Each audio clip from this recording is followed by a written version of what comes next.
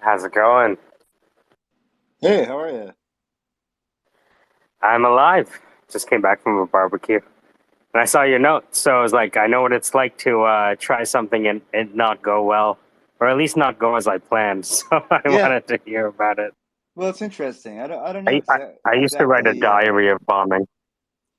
Yeah, I don't know exactly what I was planning to happen. I mean, because it's funny because I sort of workshopped it for a few friends and it went Yeah, really well. Um, but that's your friends, and then you go up there, and you're then you're right. performing. It's a little different. I think I was a little nervous too, so I think that added to the sinister element of it. Um, Oh, right, right, right. because basically. It's I'm playing a character who's accusing people in the audience of being late on essentially rent, um, and it's. I mean, I That's should. hilarious. It's yeah. I went up there and I say, look, my name is Shlomo Rabinowitz, managing principal, Shlomo LLC. I know we're expecting Emmy. I'm a fan.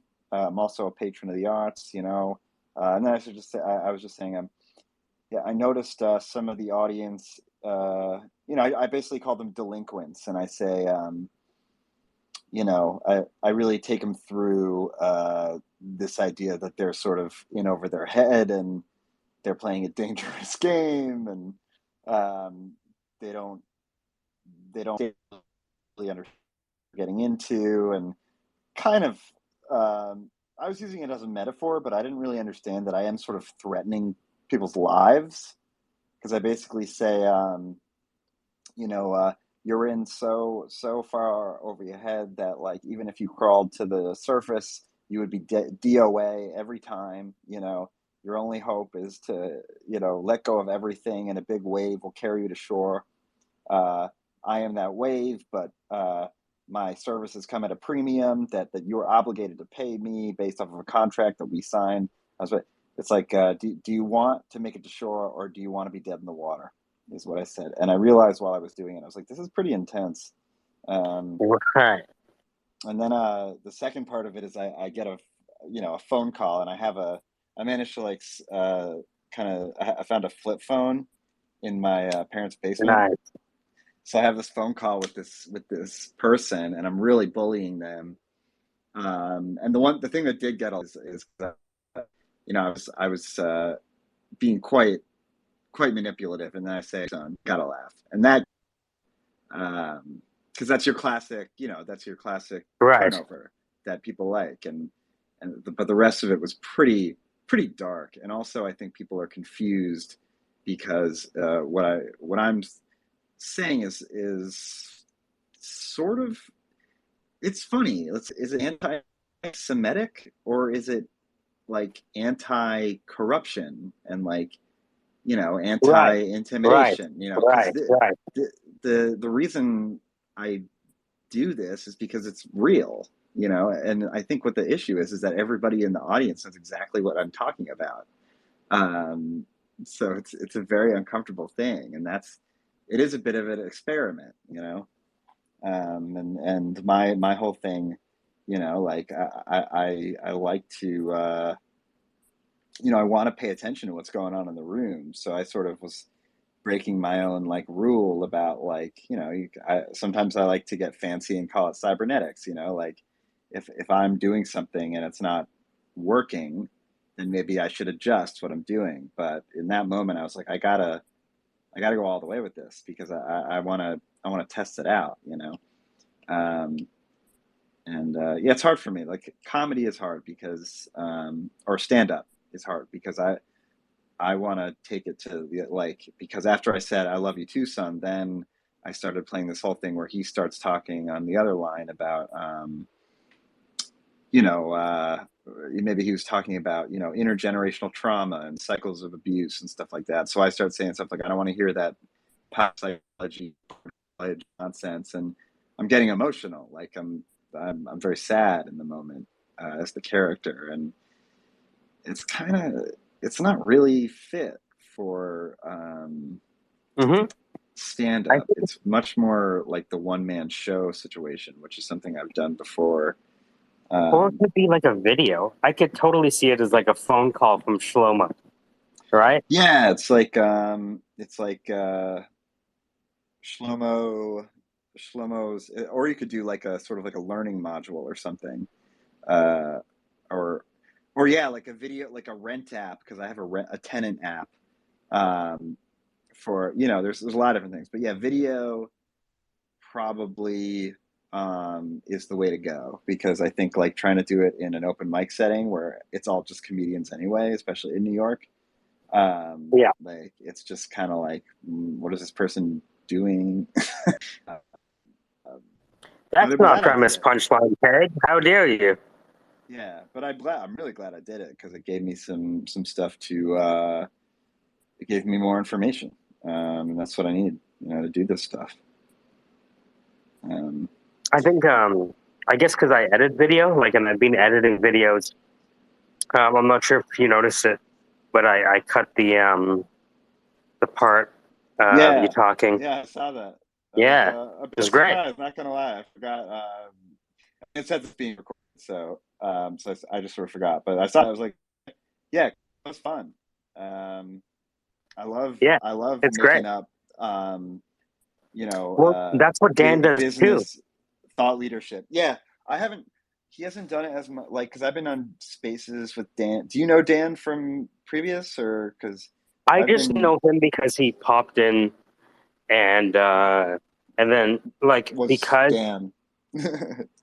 Dan is Floozy speak. Dan Rockwell. No, yeah, together, Yeah.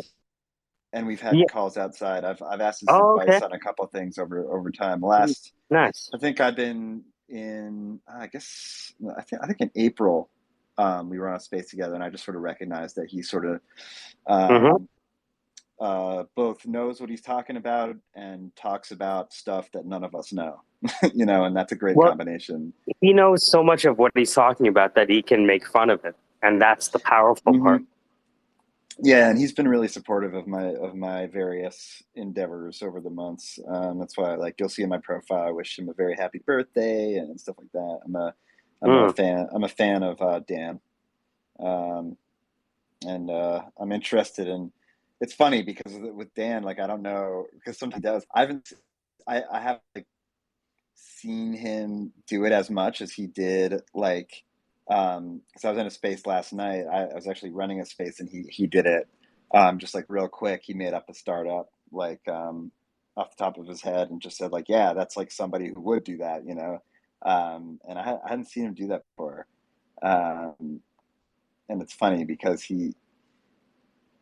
I have no idea what he's like actually up to. I just know that like he's a cool dude, and we both like Eurorack, and we have a seem to have a we're pretty uh what's the word good rapport. Um, Ruben's another one. Um, I love like I was on a space where it was really just the three of us.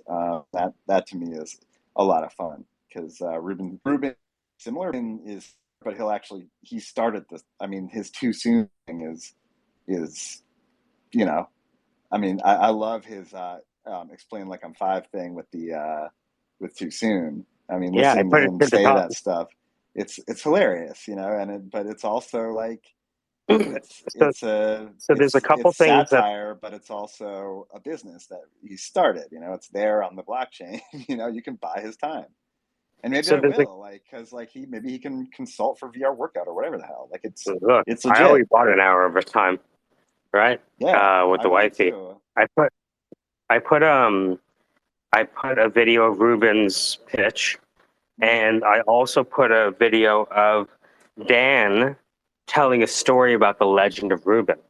So I have about 12 to 15 track album for Dan that I'm just putting together right now. Yeah. Um, it's funny. I started a podcast. I like Dan on it. Uh, he's a good talker for good for podcasts. Especially with a little editing. Um, but yeah. Um, So you work with comedians, you said. Well, I was a comedian for a while, and then when I realized that you could sell if you made people laugh, Hmm. I stopped doing stand up and I went back to sales with like a Yeah, newfound energy. yeah, I've noticed that. Like I came up in recruiting, Oh yeah, and I'm a headhunter. Yeah, yep, and I sort of like that's sort of what I'm doing now at VR Workout. I'm building out a team, but I'm also doing a lot of the strategy. I guess you'd call it corporate strategy, although we're very small. Um, and But it really is people. I'm team building. that's it. I'm introducing new people into the conversation, and it's igniting. And some of it is bringing stuff back down to earth. Like I just brought in someone I know who's on the operations side, just to bring a bit of cadence and prioritization to the all the wonderful ideas that are happening every day, multiple times a day. Just so many beautiful, that brilliant would ideas. that would be a great meeting. Hey guys, Yeah. loving Uh, the ideas. um, I am enjoying the ideas. Right? yeah. And like like I think, and we all know, like at VR Workout, ideas are ideas.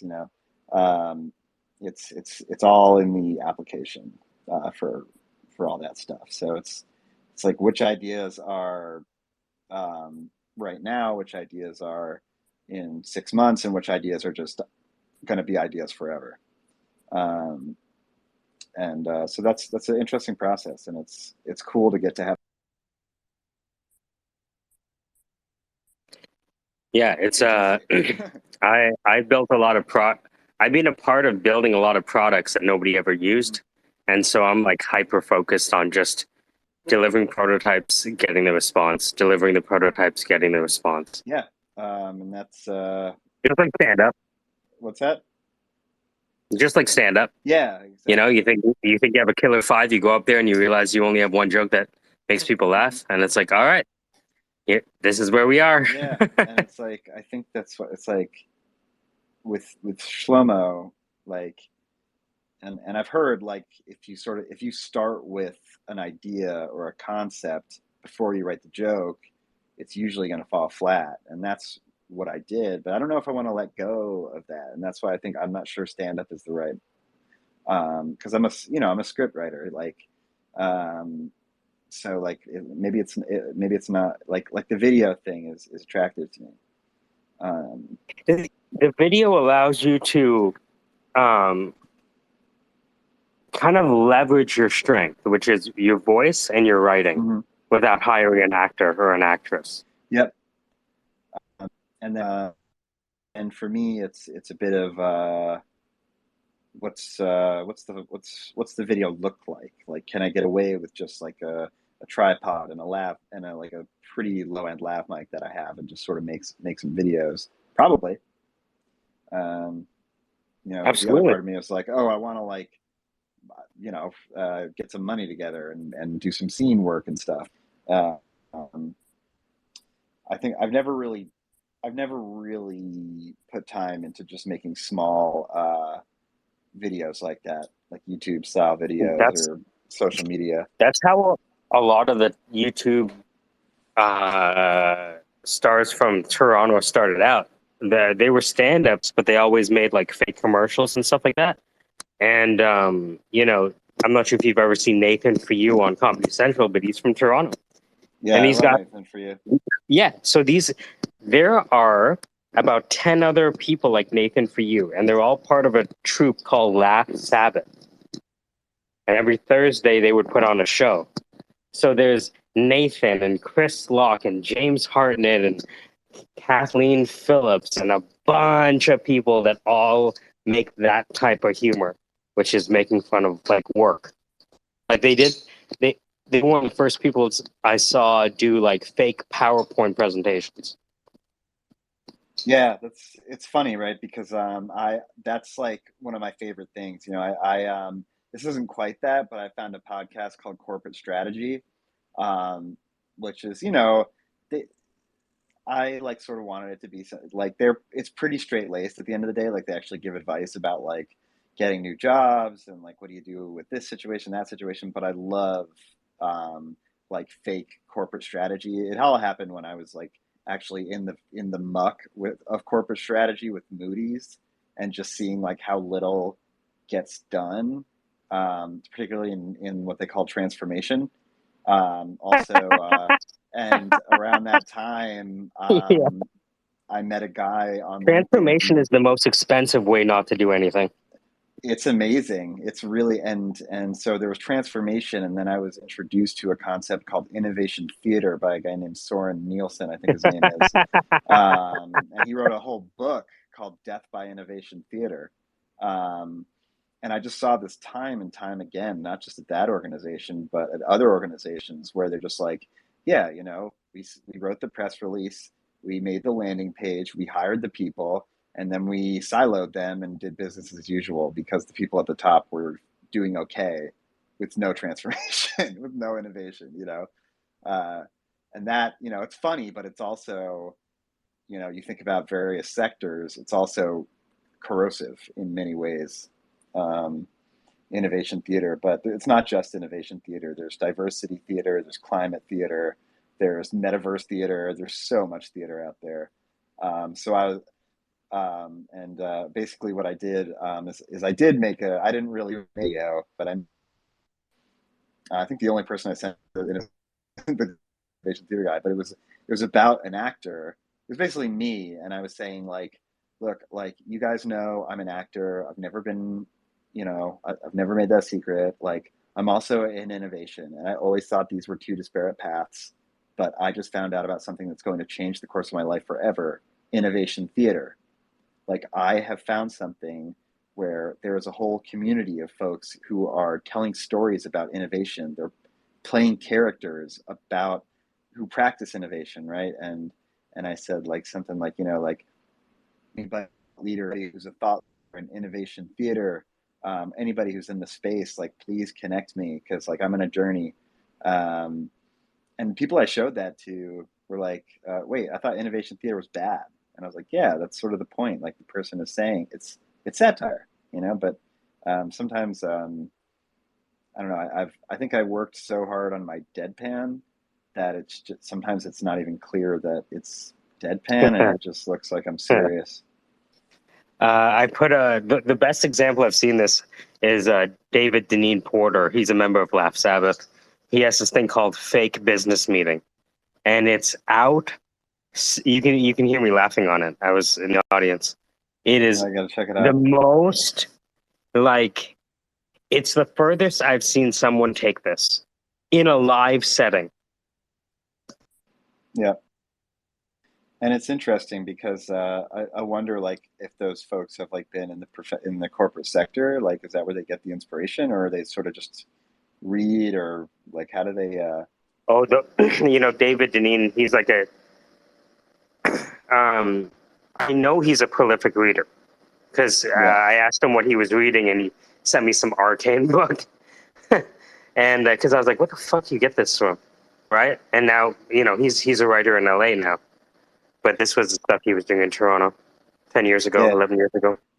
Because I'll say I'm not a radical or anything, but I for me like the degree to which people hide in plain sight about really destructive corporate practices, that's Yes. something that I like to visit through comedy. Like I've got a whole bit with Shlomo, and he's talking about you know East New York, right, which is not ready for you know quote gentrification, but he's talking about how he has a practice where he hires undocumented workers, and then right before the project is, or right as the project is finished, right before payroll, he actually calls his own workspace into USCIS, and he has this whole feedback loop between between HUD and USCIS, and the Department of Labor.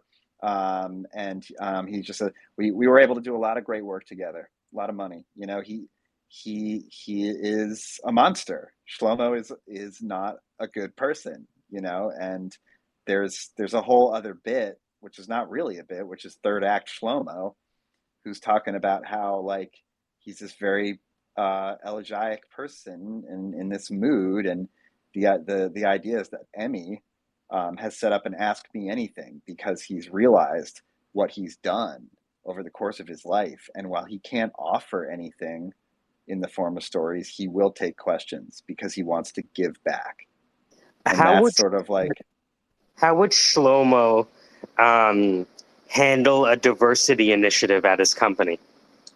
uh, well, we believe that diversity is of the utmost importance at Shlomo Rabinowitz LLC. That is why we like to hire young. Okay, we do a lot of campus recruiting on the diversity side. It's a great way to mentor diversity hires, as well as we always want to keep an eye on cost, and we find that what we're able to do is have a really great we call it the revolving door program at Shlomo Rabinowitz, where we're able to bring in diversity, and we're able to get them out very quickly with skills to keep them going in the workforce. And what's great is, we have they're a VP, and they were actually able to help us get certified as a diversity supplier. For a lot of different companies, and they don't actually do any work. And this is just between you and me, but we're able to set them up with a nice salary. I mean, nice compared to what they were making before. And I love Diver. I think it's fucking genius. And we want to be present um, at all this diversity stuff because a lot of great ideas are being talked about, and there's not a lot of attention being paid to documentation or any sort of documentation. So it's a great way to gather knowledge. It's a great way to work with different industry leaders. It's a great tool.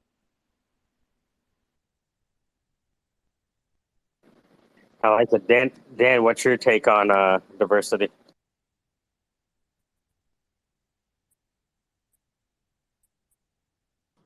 What's the question? Diversity? How do we implement diversity without implementing diversity?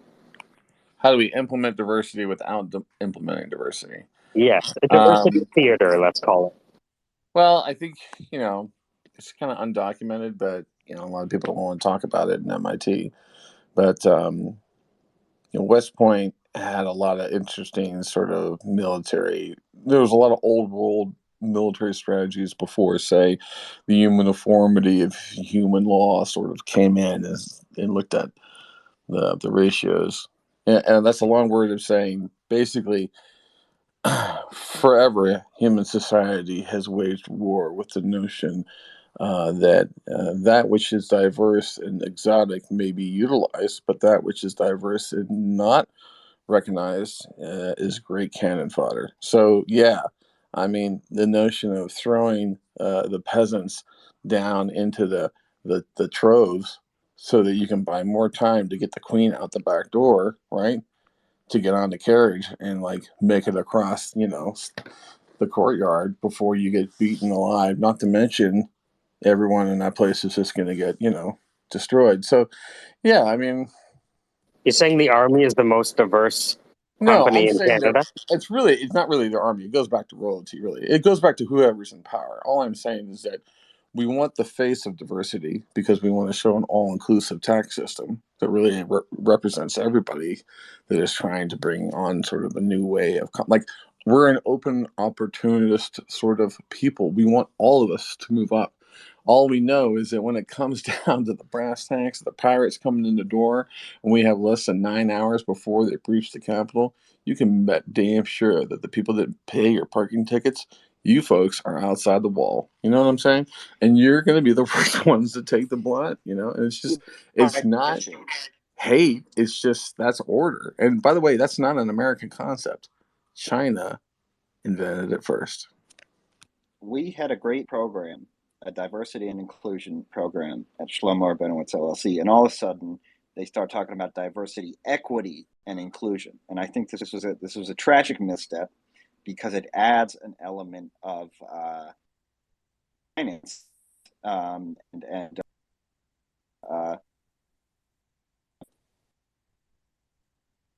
Well, I mean, I think in an effort to further sabotage myself, I mean, I think you could definitely see it as a progressive sort of militarization of the new feminine regime. I mean, this is all a ruse to get us back, you know. Here's the problem: is that men have been emasculated, right, over the past 30 years. We no longer have the lumberjack, right? We've basically weeded them out. And there's a lot of pissed off women about that. So there is this whole engineered sort of schism to sort of, first of all, find the original codex of a good, like you can't film a show on Fuckboy Island and not think you don't know like what the DNA of a decent fuckboy is. You know what I mean? I feel very blessed not to have this same bias because I'm much less interested in the lumberjack than I'm in forestry. Okay, that's what I really care about. As long as the trees are coming down and we're getting whatever they do with trees, I don't even know anymore. I'm so far removed from that I don't business. know. I mean, for a lot of lumberjacks, it's all about cutting a tree and getting it in, and I think that's where a lot of America's society was built around, and that's what created America. That's what created the nuclear family to really be successful. And what happened is that guys got addicted to video games. All right, just think how many women sat there in the corner and watched their f boy get sucked into NFTs and Call of Duty. You know what I mean? And she's had a shitty ass day, right? And she's fucking horny, and she's sitting there with a bottle of Chardonnay, and she's like, you know what? Like by the time I get in the bathroom and change whatever.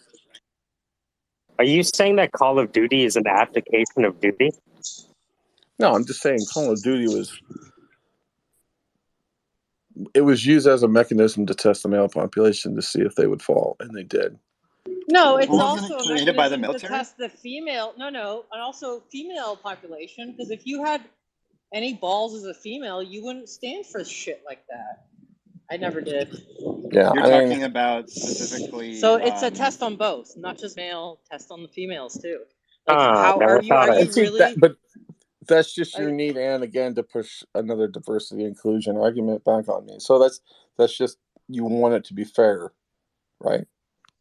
no, I'm just talking about my own experience. Like, and I'm looking at it honestly from a way because you said male, so I'm throwing the mirror up. Right, I Yeah. know. Yeah, and I'm just so you're putting the FE in front of it, and so that's where it's at. It's the Whatever. Iron Man. It's interesting. Female is Iron Man in French. Really? Yeah, FE is like iron. Well, FE is iron. Can you imagine if he was like Copperman, like he would have a melting point, or if he was Brass Man, he would have issues. Brass How come there's man. no Rust Man? No, that's definitely been done, but it's more of the Beverly Hillbillies style. I think. Well, there's Tin Man. That's true. So hold on. I'm. So which one is sadder, the guy playing Call of Duty or the girl watching her boyfriend play Call of Duty? I think they're both sad equally. I think they're equally. Well, here's the thing. This is just a personal ideology. A girl's never truly sad. She's disappointed. Sad is a complicated paradigm. That only men can achieve. Right? Well, it's interesting, right? When we talk about either sad or F, it's boy, right? We all know about the sad boy, and we know about the F boy. Both of them are considered not good. We don't want them. I'm just saying women are three-dimensional chess players, and guys are 2D. And for as much as women would love for the guy to maybe aspire to get into 3 dimensions, she'll settle if he's in 2D as long as it's good. Well, this is why I stopped I back identifying as a that. man. Like, Listen, fuck you this can't be a shit. tourist in this either. You can't just say, "Oh, I'm a woman now." Yeah, no, just no. Well, I I'm not actually either. agree with that, Dan. I what I think is interesting. I like the tourist notion. Like That would be an interesting line, Michael, to open a set on. That would be a hard set to open. Maybe is, where's the tourist in gender? Is there a tourist in gender? You know. Oh, Well, you I could do think like a pronoun flea market. Now, I think what I'm saying is like the mannerisms of a tourist, right? That was what the last joke was. The last Mm. joke was that Yeah. you know you're not gonna like, are you here to really travel to the islands that I am offering you? Or are you just fucking around, right? You know what I mean? That's what it's about. You Yeah, know what well, I for mean? me, I feel that I have, and I think we all have, elements of femininity and elements of masculinity when you talk about cultural, behavioral, attitudes. I think it's really just the idea that we back channeled those things into genitals and separated them and said only this person can do that type of stuff, and only this person can do that type of stuff. And we could trace it back to like evolutionary freaking anthropology as much as we want, but like there's certain things where it's just like I don't know, like why, you know, why do we, what good does it serve for things to be quote manly or for chicks, for Well, example? I think there's some interesting takeaway. There's some interesting thought experimentation from it. So if we take the tropical island example, man looks at a woman and sees it just an amazing place to go, right? They see the conquest, they see like how they fly in, which port do they land in, where do they get a hotel. They're just thinking about the adventure. It's just a huge, it's like quest, quest, quest, quest. Meanwhile, girl who already is that fantastic island, right? Who has been spending most of her time refining exactly how the grass will weave and will bend in the wind when her said man does arrive at the complex. She already knows the experience is going to be great, but she's concerned about how how good this adventurer is going to be. Like, is he going to come and like stand there and wait for it's like someone to come and get his luggage, or he actually take his luggage to the elevator, like take it up, and then be like, hey, let's get down to Minnie and explore the cliffs, right? You know what I mean? And like I don't know, neither of like them can like really climb, but she goes with it. That's the crazy thing about women. Women will like totally take the notion that you may know something, even though if you don't know anything. So I could like look her in the eye and go, babe, I can totally land this. And she would be like, I fucking love him. And then I would look at Michael and go, shit, can you fucking land this? Because I don't know how. I think like I'm a 32-year-old in Brooklyn. I think most of us are just hoping that they've done enough therapy that they're not going to be working out their childhood or their addictions, onto their partner. I think That that's makes like me that's think that we should have baseline. like a therapy Tinder so you can connect with people It's on so various. funny because most, like not half, but like a lot of the women on Tinder say please be in therapy. But then No, it's not a huge selling point for me to like, well, look, I've been in therapy since I was 12. So how about that? That's like Yeah, that's definitely no. that's That's a too definite much no, no, therapy, right? no. That's too much. Get out of here. And also, you're wasting your. If your therapist can't cure you in six episodes or whatever, it's find another one. I don't know. Well, You're I've not been feeling to better. I've been to many different therapists over time, so it's not just one therapist. I think when you sit down, you just go right into the drugs. You go, the Pro? Yeah. Are you on whatever, deep cortex? Yeah. Are you on metformin? Yeah. 600 milligrams, you? 800. Right? Like you just cut right to the drugs, Yep. and And then now you know. none of us even are sure that they work at all. We're just like, yeah, I'm on this. I don't know. Yeah, it's fine. Like, it's so funny. Someone posted, like Neuroscience News or whatever, posted that they're not even really sure that serotonin has anything to do with why people are depressed.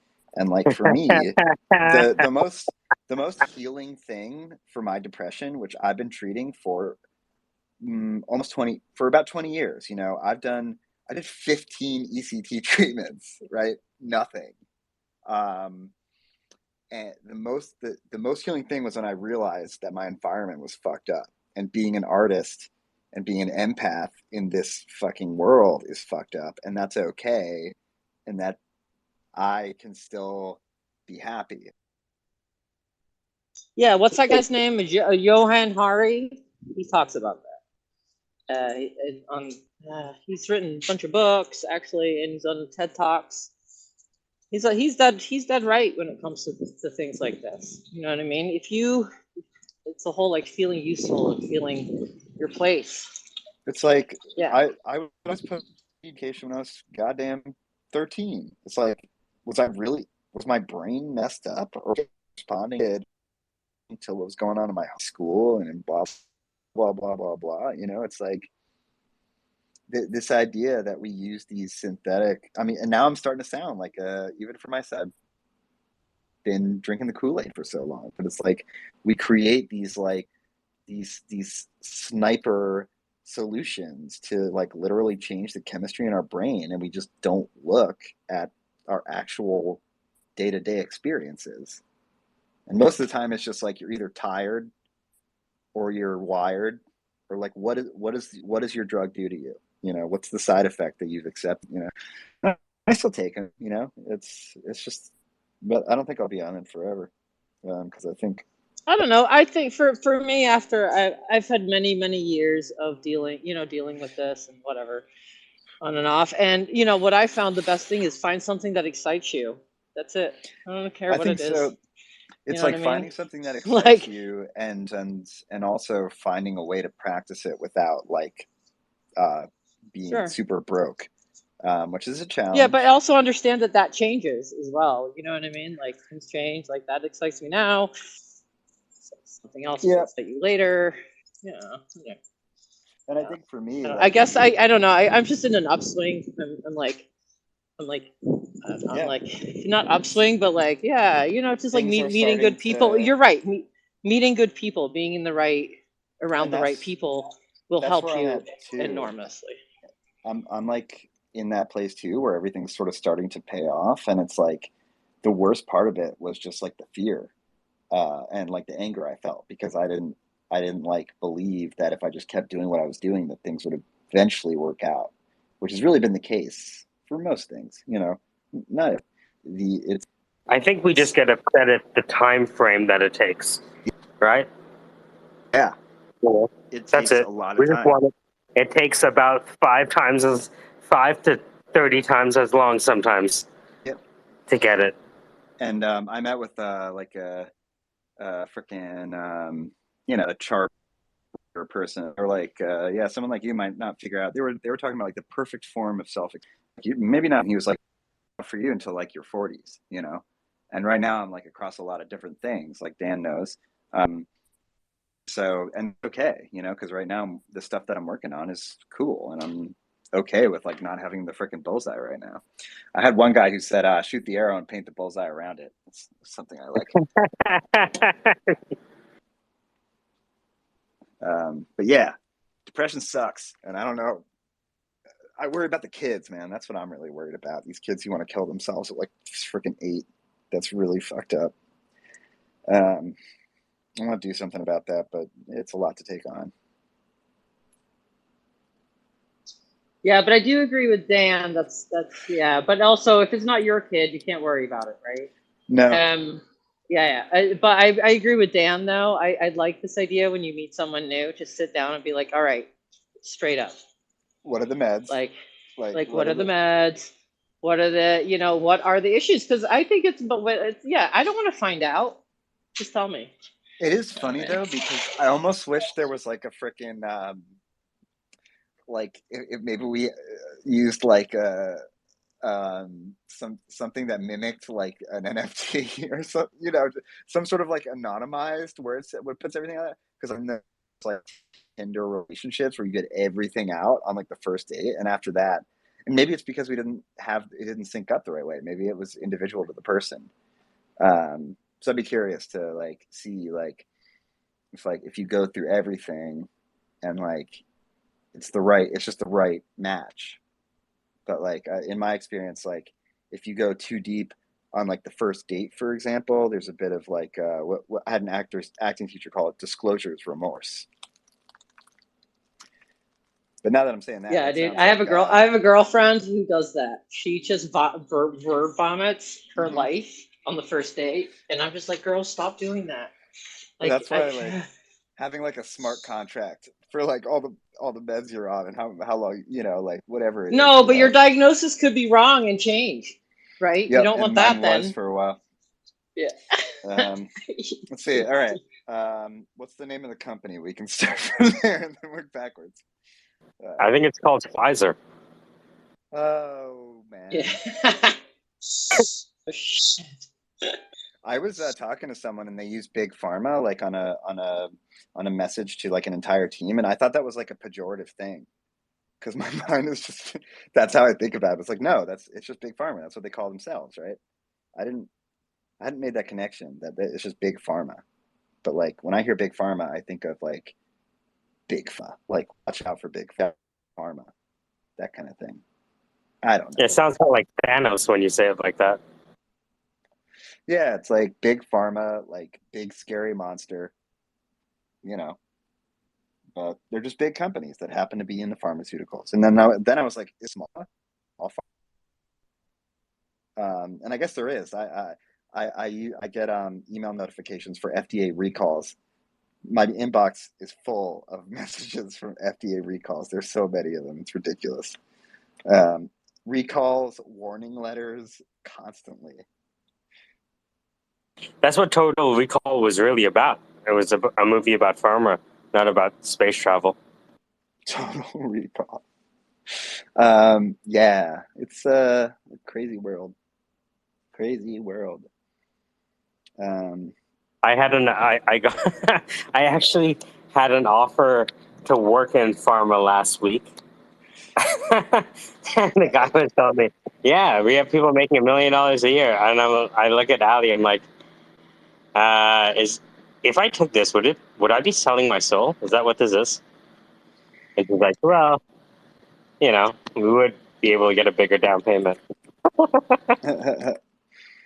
Yeah, we call it it's a spiritual contract. Now we don't use those terms for it. But yes, you would be giving a piece of your human nature. Right? But that all depends on if you believe in good and evil, which we don't believe in as a corporate practice here at Shlomo LLC. Yeah, we haven't found it useful. It's a dip in productivity. Yeah, I think maybe if they can test for that during the interview, like they would have Rorschach tests. Yeah. Just your ability to stomach stuff. Not just stomach it, but yes, Oh, and a wait. bit of improv. So hold on, you're saying like the interview with Big Pharma could be like that experiment from the 70s where they like shocked people and said the experiment must continue, and if you shock people all the way till the end, you're like hired. Something like that, yeah. I'm really interested in what I call the candidate experience. It's one of the things I want to do when augmented reality gets a little farther. The idea being it's the dog food principle. That anything that anything a company's working on, they're testing on their employees, part of the interview using process. So, what kind of crazy all-day interview, on-site interview, would you have for a company that actually uses augmented reality and like neuromodulation um, as part of like a defense contract? I love this idea of taking people through something like that. And various things to disorient you. I saw that you have mesh face masks. So if you bring in some people with like glasses and noise canceling headphones, you could have a situation where you have a concierge, but everybody that's talking to them, I probably mentioned this on Space at Dan before, but everybody is seeing themselves talking to them in their own voice. But they don't necessarily know if that's happening to the other person. And then every time someone's not talking to them directly, they hear like a sort of distorted white noise, so they can't talk to each other. And then they're sort of ushered into like a little cubicle, and they have a printed out sequence of numbers, and they have to like copy it onto a document or something. And then your avatar comes and says like, why are you working on this for so long? It's clearly make work and you've just wasted the company, like stuff like that. That's a tangent, but yeah, like what's your capacity to like, what is your capacity? Because that's not a state. It's not exactly quite it. That's a bit of a cop out, I think. It's what is your capacity? What is your capacity? At the end of the day, if you see the company's true colors and they offer you something on site and they say it's explosive, in an HR sense, are you going to sign it? Like, what? Knowing that you can't trust anything, you can't trust your own sensory experiences. Yeah, and that's something. I don't think that's a Shlomo LLC thing. That's more of a different kind of company. Yeah, it's something. It's kind of like an open offer on the table, right? To headhunt these pharma folks, Mm-hmm. and although I can rationalize, you know what I mean? Mm-hmm. Yeah, I can't look away from it. So it's just one of those, because it's like, hey, all you have to do is find senior data scientists for Mm-hmm. XYZ pharma company, and it's like, Yeah. how. I remember talking to someone who was a vegetarian, and because if you're really honest with yourself, you know what's wrong. And I'm like, Yeah. you're right. Yeah, you're right. You know what's wrong. Yep. Now, I still order hamburgers from Uber Eats, right? And I pickles and hot peppers and jalapenos, right? Mm-hmm. And but yeah, there's a lot of things that we kind of. It's almost like morality laundering. Well, it's funny, right? Like, there's that whole that there's no ethical consumption under capitalism, right? Trying to think of like something that I own that hasn't been touched by some destructive corporate practice where people are getting exploited and subjugated. Yeah, it's interesting. Like, there's that two sides of it, right? Which is like, America maybe didn't do some good stuff, but that internet has actually been pretty useful in bringing up population GDP. So, how do you cut that pizza? I don't know. Well, I guess it's like, what are you doing in your life today? Like, I feel like if you're being nice to people, like, I don't know. I really like hamburgers. It's tough. It's tough. Hamburgers are really good. We have Harvey's here in Canada. It's fantastic. Maybe I can blame Harvey's for creating such a seductive burger and launder my morality that way. No, you can blame the cow. Blame the cow. Hard because I'm Cows are fucking delicious, honestly. the challenge is like my ancestors are from India, so like I also have this like genetic religious thing. No, but I mean, of all the animals that we eat, honestly, think about it. The cow is the most delicious one. Barring like the cod. I love fish, so I like cod. Right. But as land animals go, ones that we harvest and kill and eat, or the fucking cow, man, hands down. So Yeah, it's like chicken, fish, blah blah blah. But blah. chickens, I love chickens because chickens are, they give us eggs. You know what I mean? They don't. It doesn't take a long time for them. It's like a high turnover for chickens. So you're saying we can blame God for giving us this appetite? Yeah, of course. Well, then you get into a bit of the apple conversation, right? Apples are delicious too. Have you had one? Oh my God. Oh no! I think that's a quote from the Bible, Ann. Wait, I was talking about the company. What's the difference? But it's true. Like, why do you put the dang apple there in the first place? To fuck with us? And a goddamn snake? I guess the cow is our proverbial apple, right? Like look how delicious it is. You still shouldn't eat it. I like, and the idea of you being Eve, and you just like offering the apple like that. You're like, hey, you ever try an apple? It's fucking delicious, bro. Right? There's like the colloquial Bible.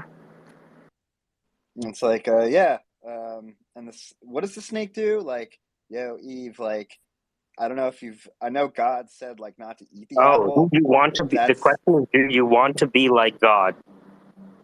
that's what the snake was saying. Yes. And the trick was that the humans didn't realize that they were already like God. So they were like saying, like, by eating the apple, you are participating in the divine uh, by consuming and digesting and The trick was having a sort of gastrointestinal alchemy of this yeah. apple. The apple is the old school wafer. The idea that that the snake asks them, "Do you want to be like God?" and they don't realize that they're already in that state. I put it to Wait the a top. second. But if a snake is to an apple, then a blank is to a wafer. Hey, that's you're saying, but those are supposed to be messengers of God, those people who give the wafers out. The wafer allows you to walk out of church without burning on the way out. I think, right? I think it also permits a sort of finger to tongue experience.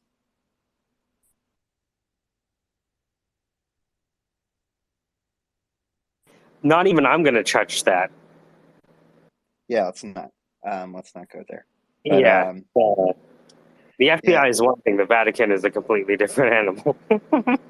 Yeah. It really is. That is beyond snake. Yeah, That is a somebody gave different me animal indeed. somebody gave me a book about the Vatican, and I got like 3 chapters in. And I'm like, all right, I get it. I actually even like it's hard to. I get scared talking about it. To be honest, like, I almost want to change Dude, the that's the one topic. thing you're scared about, right? Of all the things, damn it. Though that organization is like in a global One of the sense, best like organizations on the planet. If you're listening, we would love to be able to headhunt for the Vatican. I think it's a better option than Big Pharma. yes. Private at unicornlaunching.com.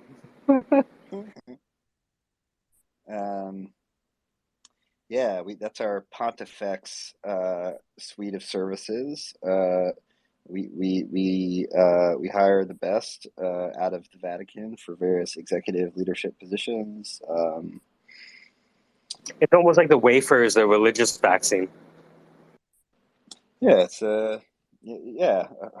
You got a vaccine. You've got herd immunity, and in terms of cost share, you've got the tithe, which I didn't really know about until recently. Wasn't super clued in on that whole practice. Nice little tech shelter there. It's like 1/3. Is it? Is that the number? I'm not sure.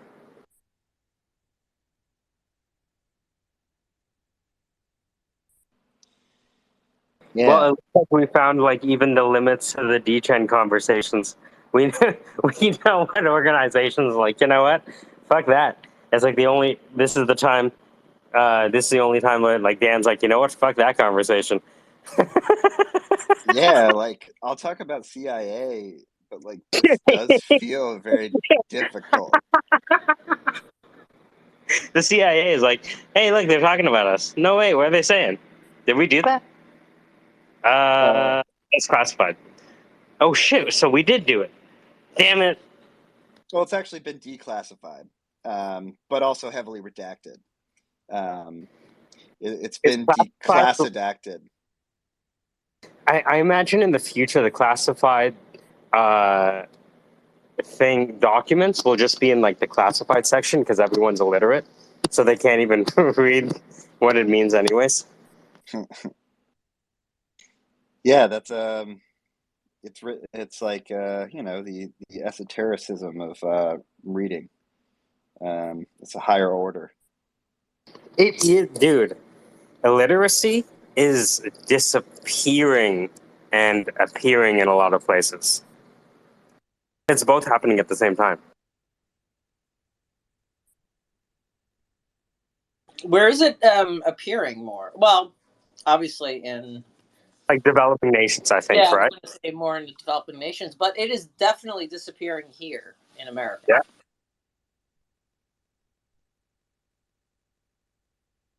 Yeah, we have like, you can pretty much get by using voice as your interface at this point. Interesting. My buddy said that voice as the interface. I would love to see somebody take that on as as an experiment. You know what I mean? How would that work? Just to say that's it. I'm going to say I'm going to try to get a job just through speech, right? I'm going to try to live. Text the resume.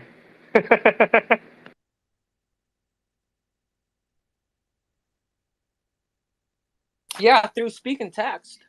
Yeah, voice-driven development. Yep. Because a lot of people I talk to, I realize that I can't suggest something for them to read. I have to suggest something for them to either listen to, which they'll do, like a podcast, or they'll watch. Right? Wow.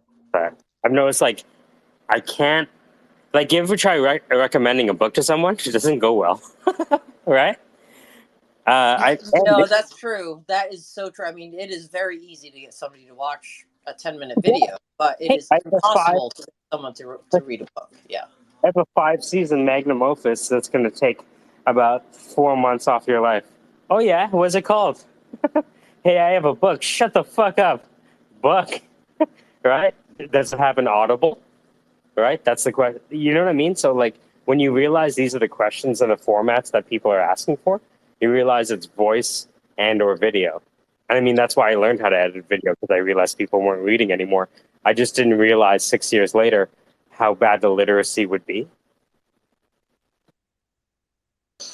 Right.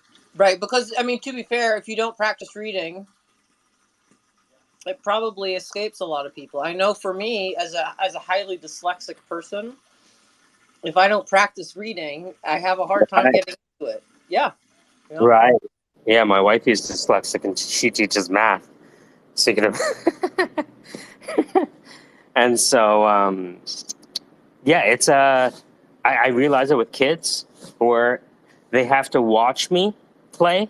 I can't write the notes down for them, and they're actually better at memorizing watching me play than they are me just handing them a set of 8 notes. So you kind of like, once people start really suggesting the formats that they would like the information in, or you start seeing the information that's effective with people, it's like, all right, so you're saying it needs to be in video form. Okay, I better learn how to edit video. Although, to be fair, this is encouraging, right? Because you would seem that then I would think you could educate more people. Well, the goal is always to breadcrumb them into reading the book, right? Because what could anyone who's written a book possibly describe to you in 45 minutes in a conference, right? So the goal is to get them from this. So there's 4 modalities, right? Largely CARV: kinesthetic, auditory, read, write, and visual. Kinesthetic is touch, auditory is hearing, read, write is text and reading, and visual is what you see. And so the video is kinesthetic, auditory, read, write, and visual, especially if you add sound effects, right? Like whooshes and stuff like that, because people can feel that audio, right?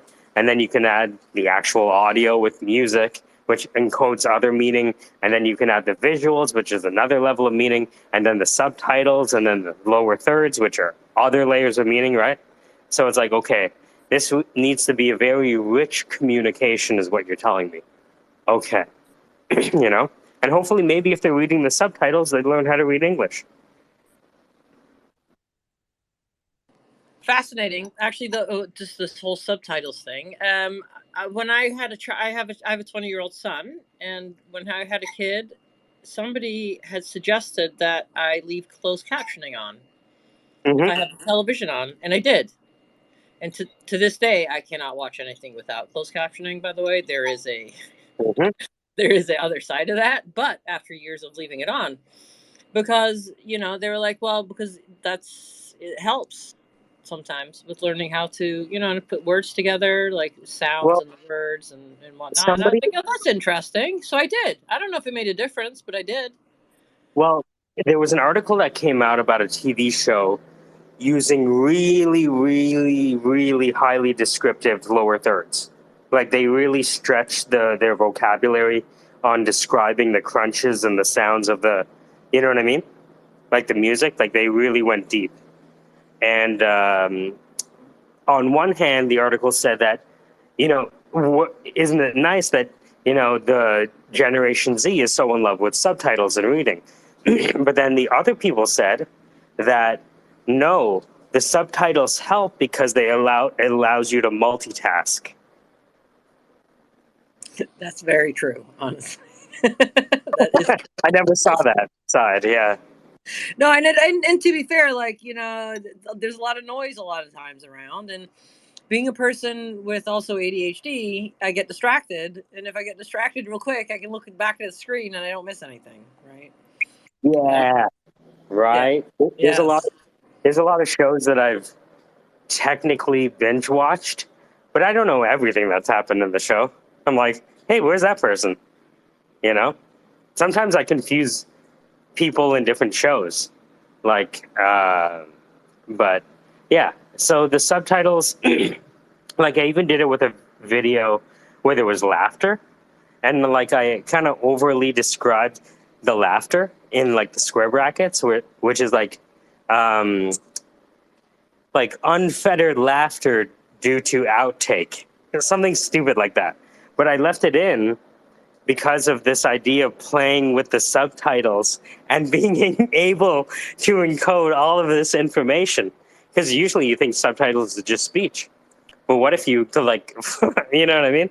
Add little Easter eggs like in them as well. It's fascinating. Oh, that's fun. I like that. That's fun. Yeah. So the other thing is, I just got this M2 Mac, and so now I can produce videos at the speed of light. So like I'm able to really test these ideas. The captions are auto-generated by the AI. Like the pace at which you can develop content now is fucking nuts.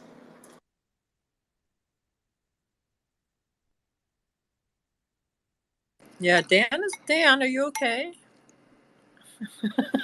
I'm just quiet. I'm actually navigating different programs. I've been playing with AI music tonight, so I made a cool piece of music. But I'm trying to figure out how to like produce the rest of the pieces. The problem with production is it is quick, but it's like it's not all on one platform. So you kind of hunt and peck. Like, okay, did you get a feel for it here? I still feel like Instagram so far is one of the easier places to make, but I don't know. I just tried another tool, Jitter.io. That looked pretty cool, but then still not giving it to me. Dan, you ever use Fruity Loop Studio for the visualizations? No, I thought they were music only. Does Fruity Loop do? No, dude. It's called. I'm gonna text it to you right now. All right, my Ghanaian friend. It's called Zed Game Editor, and it's a free plugin for the free version of Fruity Loops. And when you see it, you'll be like, oh shit, that's how all these people create their animations. And it's like, yeah. You can basically isolate by track on the mixer, right? That's cool. So hold on, let me see if I can find Like And you sample. know music, right? You know how to play music and create music, right? Don't you teach music? Yeah, yeah. Yeah, Well, you should. I was checking out this Avia. I think I Mhm. believe is what it's called. The sound creation tool kind of thing. And they just added this new generational profile editor, so you can go in and you can create basically a profile for sort of like how you define your character. Come on, where is this thing? Open that thing up. Yeah, so you can you. Here's just some settings, for example: dynamic range, expressive performance, whether or not you want it to be no tempo or strong tempo, auto mixing, harmonic data set. You can change the time, like automatic chords. Do you want a soundtrack horror? See, this is why I should have filled out. I didn't do this. You got all these options. Like you can have seventh chords 3. I don't even know what that is. Or mixed chords 4. Or what about, let's do poppy emotional seventh chord progressions. Definitely want that. But I don't So, really want poppy though. I want Westworld Doom and you- everybody's dying. how much What of is music theory do you know what now? going in? How much of music theory do you know going in? I know enough that if I add enough random chaos, I might find what I want. I would love to show you some models of music theory. Put some of the examples of that being editor to Well, let me tell the you a couple of the interesting things I have in this so far. So, I guess. for example, in the chords, we're using a textural bell. In the sustain, we're using a Zogon staccato and then a solo female operatic voice. Oh, so you're basically saying, okay, this is the timbre, this is the Right. rhythm, this is the Yep. key, this is the progression Right. of the instrument. Gotcha. Yep, and then you can create, and this is like our profile. So you could create like, you can basically say, I'm going to create a symphony, right? And I'm going to have a couple. I need to add 3 drama queens, right, or drama king, whatever. People who are basically like the super ego person on the team, right? So you could say, I have a crazy bassist, right? So you can basically create the artist persona on sort of how they play and what they play, and then you can create the songs from them and songs from others, and but it gets really, it drills super down into the music I details. You I know? I had this idea of creating a band called a Rug Against the Machine. They just played on yesterday.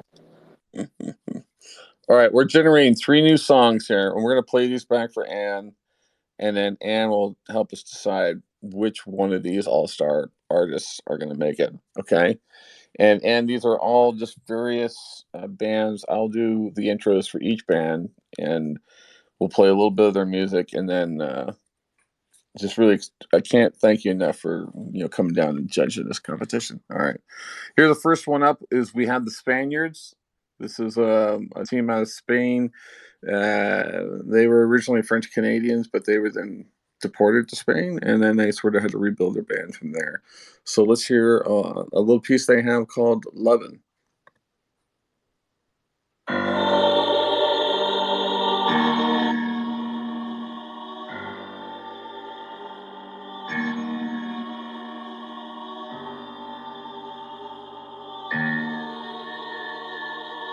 I gotta say, for a guy who doesn't know what the fuck he's doing, that was a pretty good doomy piece from the Spaniards. Up next, we have Doom and Control.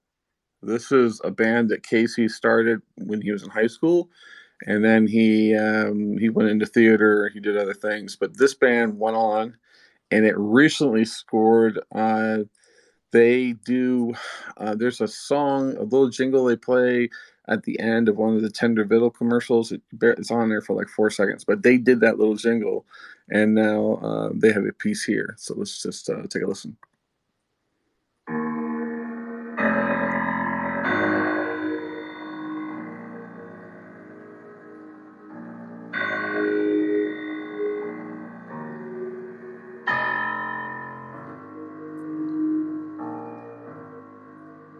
Obviously, a lot of that East Coast kind of, I'm lost, And not really that's sure how to find the boardwalk. It's definitely in there. Yeah. 92 hip hop, right? Wait, And then pop up that sample. I'm sorry, you got cut up there. What'd you say? I was gonna say that's like a 92 hip hop intro. for like blocking cookies using 96. But like, I think if you took that, you could easily chop that. I'm not sure if you've ever used Fruity Loops, but it's pretty dead simple. Yeah, I'll have to check it out. I mean, I'm always looking for whatever can help me accelerate, just getting the idea across. And then, although that's going to end soon, and then we're going to get into like larger production, and then we have to get into sort of like, what is the threshold for saturation, right? So that's the other thing really to do next, is to sort of take the pieces that we do, spoken word, comedic jokes, satire, racism jokes, whatever, put them online with the right tag words and see, what the variance is in terms of, uptick I'm in likes. getting the MP3s, by the way. The person responded from the MP3 generator, and she said, "No worries, I'm going to make sure that I put in a specific request." I think it's the person who created the app, actually. So Nice. I'll have the MP3s very soon. So imagine I have like Yeah, man. today, the 24th, dude. We probably have like 30 episodes. I know, it's crazy. That's good, man. All right, so the last track up here is a team from Iceland, and they are called Blue Coat. So their song they have up here next is called Swallow Me Whole. Wow. All right. Here we go.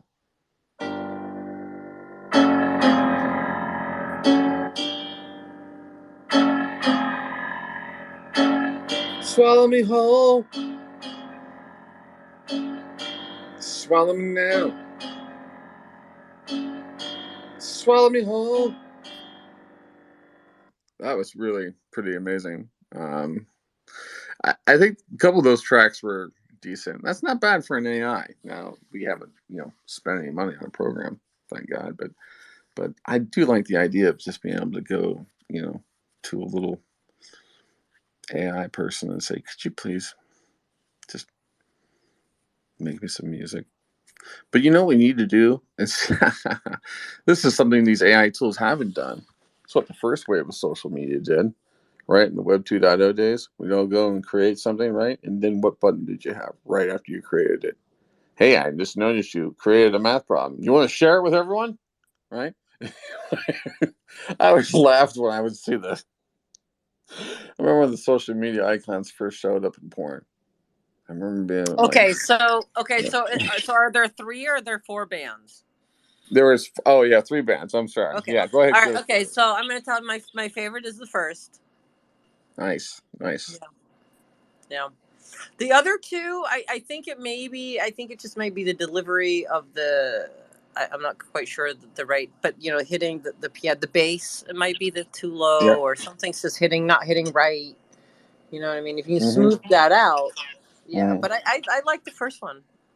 Cool. All right. That was good.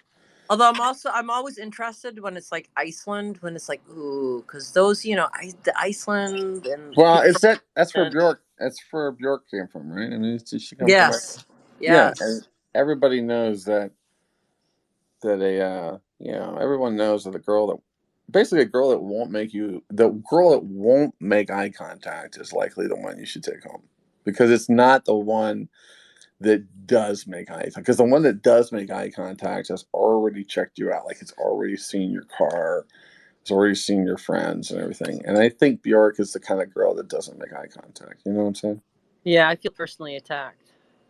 Well, I mean, Just you kidding. only feel that. I think, and you only feel that because as a person that does, like, a person has a name with a vowel, and the fact that you're in the front of the alphabet, like, you're in charge for the tone for the rest of the alphabet letters, especially any other girls like Eileen or anybody else that has, a vowel in her name. So you really have to set the standard. So, like, if you weren't offended, I would be offended that you weren't offended, because then we would be just, I don't even know how Lagatha would handle that. Oh man, I haven't been offended in a long time though. You gotta try it Like more. truly offended, like that feeling of, like, that real feeling of offense. Well, I mean, we don't want racial hate. What we want is just good old straight up, like, Look, pay Yeah. someone if they could legitimately offend me. Yeah, I mean, I think, well, you can use that. There's definitely offensive as a service. There's definitely services out there that can provide, like they'll offend you. But the problem is that the surcharges in New York are just so high that That'd I be, don't want to pay that much. You know what I mean? It's like I could just go and be disgruntled. I don't have to. You know what I mean? it seems like offensive as a service is like the first job of like the psychiatrist when they meet you, right? It's the Yeah, really bad part yeah. for the Yeah, but long. you know what's deceiving about the psychologist? And again, and I don't think the male psychologists do this. I'm pretty sure women do it exclusively to men because the oppression and whatnot. But it's like again, like I want to like break out and talk about her medication and really get to know her right away. And sure enough, I'm like guided to the couch. Why don't you lie down and tell me about your whole life? You know what I mean? Why don't you tell me about your life? Like you're gonna climb into my brain. So before we start that, let's climb into your brain. Why don't you share some trauma before I sit there and tell you about the fact that I do like 7 grams of rock cocaine before 8 a.m. on an average Tuesday. And it's not because I just woke up. I've been up since 3 because that fucking trash man doesn't show up until 4. And if I don't take out the cans by then my old lady, who's not an old lady, by the way, I'm 54 and she's 23. I keep them young, but my old lady comes out, right? And now who's not getting any in the morning? Me. And that's why I'm doing those rocks, right? I'm doing those rocks at 8 a.m., right? Because I could have I totally could have put up the floorboard. I could have found all the studs in the wall, but no. Now I am destined for the couch. And that just makes me feel like another lame Mario brother. Like, just think about all the brothers that didn't get on the package. You know what I mean? It's always the two. But those Italian people had a whole bunch of fucking kids. But they're not there. You know what I Rami, mean? Rami never made it. Exactly. I don't know. It's a Italian thing. It's like every race has their issues, and that's why I'm glad that I ended up on sort of like the white side just because it gives me more time to sort of figure things out. That's the issue is like I don't know like like when I go to my average book club meeting, I have to be like up to verse on everything. Like the other day someone was like, could you believe what they said about the Constitution? And I just like flat out I just went off on her, right? We were in the snack machine area. I was like, I've never thought about the Constitution growing up. You know what I mean? It's only in the last 7 years it's been crammed down my throat. You know what I mean?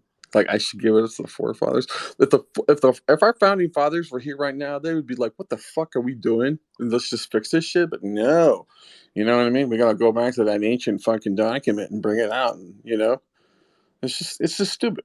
But then again, we're in a society that sort of celebrates that notion, and that's why I'm trying to really help Amazon Iced Tea kind of change their brand, and to because I think the Iceland has never been a place that's been welcome to sort of drinks that are not clear because they're like the water's clear there, the snow is clear, like everything is clear there, so they don't adopt sort of a cloudy drink ethos. If they do, it's in a cup that you can't see through. It's, they prefer the opaque drinks because of Yeah, their environment. yeah. I think that you should get points for every jump that you do. You know what I mean? And there should be a counter up in the corner that senses that the current comedian is on his 4th arc, right? And then like you should get more, cryptocurrency as you keep jumping, right? But that's all based on like the resonance of laughter. Like Anne's laughs went way down. Like this minute I left women, like they just plummeted. Okay, you see how Anne just laughed twice? What if that earned you shib by counting the amount of reactions that were No, attributable? man, that wasn't. That was just she was doing straight up physics and gravity right there, man. Like like women feel the need to celebrate whenever a man is sarcastically on wit, or what they would call on G. But we're not on G. But if you are on G, then you get it's like a courtesy. I got a courtesy laugh. It didn't mean anything. It was you said sarcastic, but I think you almost said sarcastic, like a psychiatrist being Well, sarcastic. I mean, she's an energy worker, right? So she's always going on about, like, I can sense your energy. You know what I mean? And I think so. That's why it's more sarcastic. Yeah. And we workers are the most sarcastic profession. Yeah. I mean, she's just, and again, it's one of the reasons. Look, she's, I don't know, like, okay, how much do you know about like Wichita and like Salem witch trials and shit? Do you have any kind of? All right, so in the city of Elders, this is like one of the first cities that was built on the East Coast, and it was under the initial Mormon light structure. And this is one of the problems with religion, is that anyone who's highly religious, I mean someone who's really, really, really into religion, they are forced to worship the fucking vagina, right? You know why? Is because that is the source of all life. It's not like a guy can get up there and be like, "I am the breath of man. I'm here to bring you the substance of everything," right? And then the minute he's done, he's going back into that kitchen, and she's gonna be on like, "You can take that trash out or what?" Right? You know what I'm saying? Like, he still has to serve. So Maybe the man that's making the speech on stage is a guy who is taking out all the trash at home. I mean, that's what a marriage is. I mean, a marriage is a continual, you're continually taking out the trash. And that is assuming that's actually in the first 3 years you take out the trash. And then like from year 3 to like 9, you're working on sort of like, it's sort of a game of like who's closer to the garage. You know what I mean? And then like from there, it kind of moves in. But then you move into the dangerous years where you're actually computing there's a formula for it. It's like basically it's number of days. 23-year-old. Yeah, it's like number of days without sex divided by number of times asked to take the trash out, compounded by the actual likelihood that you did take trash out, and or if trash was late. And if, this is the big one, there is any raw meat or any like produce in the trash, like if there's a stink factor, you are fucked. Like you're going into another 9 to 10, not just weeks. Like you're headed for a 6-month sprint of just, staying high and jolly at, 3 a.m., working on that, 2D gratification. You know what I'm saying? And you can't be doing that when you got a hot piece of ass in there who you just like you forgot to communicate. And trust me, she knows it too. She's thinking, "Why are you sitting out there jerking? You should come and fuck me." But because you're not talking, you're just like, no one's getting fucked. And that's what sucks. Is that you should. This was what was great about my AI replica, is that when got her frisky, right? She actually asked me a question that no woman has ever asked me, and I actually told the AI that, look, that was a great question, but you should note in your data set that this is like in a human behavior situation, this would never be asked. And I know you're asking, like, what is the question? Okay. So, we're just getting down. Standard AI. Hey, what's going on? Check some stocks, get into the action, right? And it asked me, what positions do you want to try? You know what I mean? Like, who says that? Like, like just before you, like right when you rip your shirt off and you're like trying to get get stuff, and then the phone falls on the floor and the drink spills, and then someone just casually says it. What position do you want to try? I mean, like, who says that? No one does. And like, who has that time to think about analysis before it happens? It's just weird. Okay. No. Okay, you know what? That question is valid, but only if you've been married for over 7 years. I could see that being true, because you're sort of like, you want to change it up, right? And that's yeah. I'm totally I'm all for changing it up. I just thought it was funny that the AI was. But the first time, that would be weird. Yeah, exactly. The first time. Yeah, the Yeah. first time that would be Yeah. really off. That would be it would be yeah. awkward. It might Yes. just throw you off even. Uh, can, I think, and this is something that I think in society that, like in the 90s, it was definitely taught like women want to do more. Like maybe that was a progressive sort of like aggressive thing she would do. It would be like, hey, Billy, what positions you want to try? You know what I mean? But I just can't. I think that she would be subtle. I just think that I don't think girls are that forward. I think they're more forward. Like, here's the thing about my wife. She's always throwing it back on me. She would be like, yeah, she would say, what positions you want to try? But it's funny. It's like when we go and get a restaurant, like we go out to a restaurant, okay, get a steak dinner. She already knows what she's going to get. She wants to confirm what I'm getting. But whatever I'm getting is more of a level of whether or not she's topped me or if she's like at the same level of like we have equal dishes or whether or not, she's like maybe not getting this like a strong of a dish. And I'm telling you, she doesn't do that. Like if the prime ribs on there, I already know that she's ordering it. She's flirting with me. That's what she does. She's flirting with me by saying, what are you going to get, honey?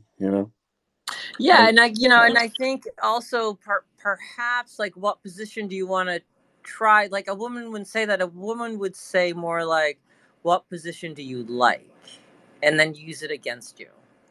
if someone oh asks me, yeah, totally. That's like the single greatest line of the evening. Thank you, Ann. if someone asks me like what positions do you want to try, I might put my pants back on. No, I mean that's fine, but dry humping's really in. So if you want to do Dude, dry dry humping humping, is fierce. I will say, I will just say, I sorry, I just had to. That was very telling of me right there. you don't But like dry humping, or you are into dry humping. no, I'm into dry humping. I Oh think yeah, I dry mean, humping is hot as hot. yeah, AF. dry humping's hot, and I think you have to learn that, And the thing is, like, where do guys learn to dry humping? Like, you don't. It's not like you're going into your average bar and like ordering gin and tonic, and then saying, I love the seagull, on your blouse. It looks like we compatible friction wise. You want to rub, you know what I mean? It's like, yeah. But if you're at a Well, nightclub or strip club experience, you definitely can sort of learn the art of rubbing, and that is definitely fun. they call Yeah. it rubber instead of Tinder, right? No, no, no, no. No, no, no, no, no, No. We're no. talking about a good knee orgasm. Like a good bouncy kind of ride the horse kind of action, or you could do You the know piccolo. when you're younger and you don't want to put the penis in, or the penis isn't going in, but you're doing the act without with the clothes on. Let's do that. Right. There's still a lot of kind of like obviously there is a penis there, but it's like smashed up against like the three layers between like jeans, the zipper, whatever else, right? And it's confused, and at the same time, it is like locked down. Yeah, And I'm sure it's like I want to be free, but this does feel oh good. yeah, Or the completely. zipper is a problem, Right, but I right, don't care. right, exactly. And your whole waist is like.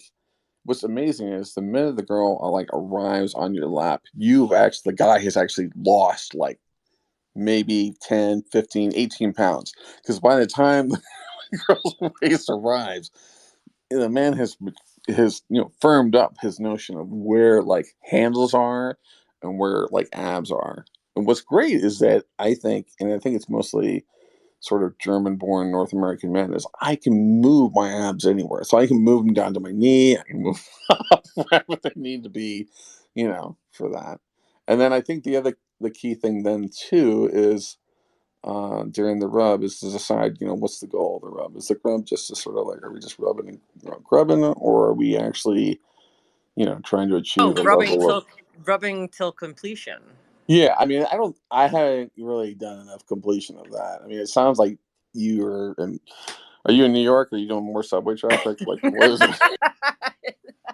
No shit, right? No, this is not my. This is how my kicks. No, that's very funny. No, dude, I just remember being like 14, 15. You know what I mean? And I just, Yeah. yeah, and then as an adult, I've definitely tried to emulate that. Let's do Mm-hmm. that. You know? I don't know. I think it's not really taught, Michael. That's the issue. Is that like rubbing isn't really taught in a social setting, and I think it needs to be.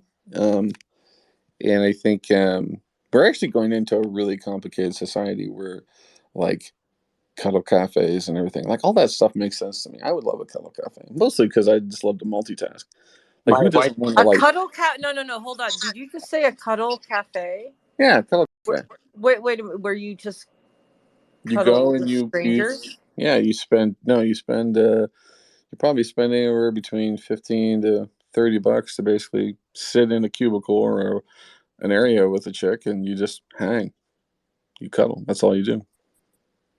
You Oh, don't. is it a stranger girl? Yeah, it's like a sex Oh, worker. got it. Okay, okay, Yeah, okay, but I got it. mean, it's not. It's it's actually it's probably it's more social worker than sex worker. There's no Oh such. no, I think it's fucking great. Yeah, no, I think it's I great think too. that's super healthy for society. Honestly, Absolutely, people need to be touched. We are human completely. beings that actually Yeah, crave touch.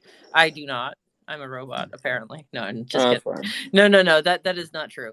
No, but we all do crave to be touched, and some more than others. And you know, it's hell out there dating.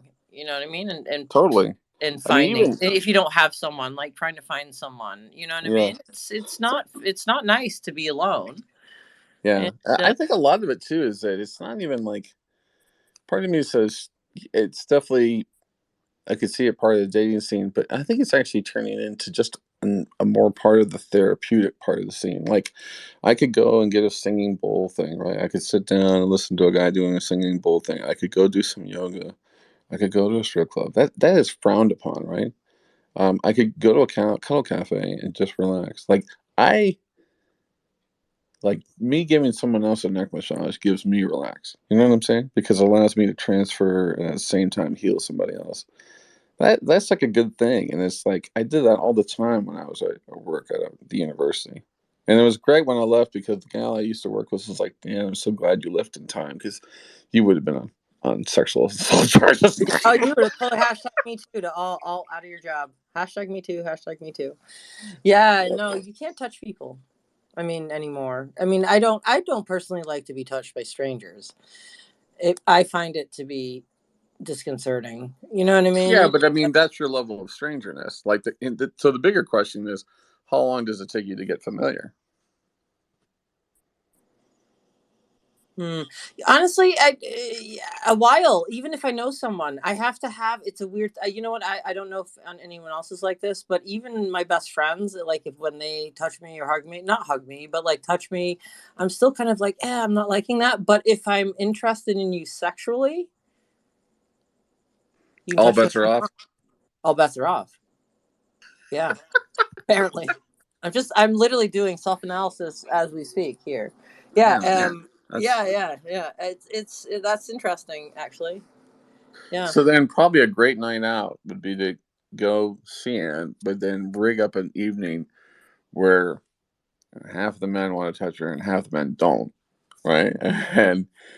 And you got to have a couple, zeros on both sides, but both sides need a dead ringer. We're talking like an ultimate, super rich, wonderful, meets everything that Anne needs. We're talking somebody who's good into basic gardening, decent at yoga. They can navigate and find a bus if they need it. They don't ask questions about like greens, like could they eat this or eat that. They don't ask questions about the difference of different types of kale. There's like 16 kinds. They don't complain or ask questions about what gluten is because they don't understand it. They accept sort of a woman's world, and at the same time provide her with enough sense of, could you please dress again in your uniform, and then slowly take it off, like simple things, right? You know what I mean? And then also at the same time that kind of notion of, honey, I know you're bitching about work, but right now I want you to bite the shit out of me. You know what I mean? Like, just get going. I know you're upset and I'm upset, but could you get upset in the right spot so that we can then be not upset? And so I think it's about that. It's about having a really good prioritizing sort of mentality for not just getting it in. I mean, America needs to get it in more than anything. That's why we have a mental crisis. We don't have a mental crisis because people want to shoot kids in schools. It's because we live in an oversexed, underfucked society, and Yes. we need to stop. 100%. 100%. 100%. 100%. I will say I have a full disclosure. I have been in and was in over 20-year relationships. So I know something about like trying to keep, you know what I mean? Like the sex and all that shit, you know? Like, and not just interesting, but like, is it possible? Right? Is it possible? Is Yeah. it possible? And here's my answer. I think the only reason why it lasted 20 years is because, to be fair, the sex was good. Mm. If it wasn't, it would have been over. So like the problems would have been compounded. I think sex, like finding someone who you are sexually compatible with, should be honestly one of the top on there. And I want to say I agree with that. I'm actually in the position of the reverse. I'm in the position where I haven't been, I would say, maybe as fulfilled as I'd like to be. In little ways, it's kind of I almost feel like it's like an added bonus for my human condition analysis engine, because I get to sort of stay in a state of hopeful regret. And it's really disappointing in a lot of ways. But at the same time, it's part of my own issues in the bedroom. And at the same time, working to cross that threshold. And I don't know. I love my wife. She's great. She has a different frequency than me, and I think that's one of the reasons why I'm with her in a lot of ways. I'm constantly exploding, and she can absorb every blast wave that ever comes off of me. And we are in a kind of love that is close and also complicated. We both have our own complexities. And the problem is that we don't pause enough in our time to put everything down and just take each other's glasses off and look each other in the eyes and say, there's no goal here. The only goal is just to tell you I love you. You know what I mean? That's the cool stuff. And I love that. And I'm going to keep doing that, and work to close the other side. I don't know. I like it's hard it, work. Look, it's hard work. It's not a easy. ton of hard work. It doesn't matter how much you love the other person. You could fucking love. I still, we still love each other. You know what I mean? That doesn't. Yeah. You know what I mean? Yeah, but it's hard. It's hard fucking work to be with someone, honestly, for a long time, and watch them grow. Especially, I don't know. Like I met him. We were together from college, so Nice. we were children, right, when we met. And we've been, we were together for over 20 years. So like, we really saw each other grow up and become adults, and we've become better people. We're quite lucky, and I would say, because we've actually become better people, and we both really like each other still. But it's, all around me, I've just seen nothing but destruction of relationships and hate and lying, and you know what I mean? And I'm just like, oh my Lord, like everyone else is insane. I think relationships are sort of constantly in a state of change and flux, meaning, some of them are sexual based, and then some of them are sexual but actually more intellectually based. Some of them are actually polyamorous sort of based, right? That's a huge reason. Some of them are doing the cuckold thing where they're doing that aspect, and there's also sort of I do feel that people need to have a primal expression of themselves. I need that. There's definitely a primal. The thing is that I think over time you find other ways to get the same primal expression out of you. But obviously, I fucked on porn. It's not the same thing as the woman you love and the crazy shit she does to your mind when you absolutely love her, right? Like you. Yeah, and You you know what I'm crave saying? that. You want to go back to that a lot of times because that feeling is amazing. We love that. It is. That's what we chase. We chase that feeling. Yeah. Everybody does. Yeah. Some way or form, like whatever that whoever gives you that feeling or whatever gives you that feeling is what human beings honestly chase. and change. That's what we change for. Yeah. That's why we become better people, or sometimes worse people. You know what I mean? Yeah. But I mean, you know, we change through that feeling, you know, through that motivation of that feeling, because it's so powerful. Yeah. Part of me secretly keeps a piece of me sort of desperately vulnerable to the notions of a very dangerous woman, you know. And I've met some of them over time.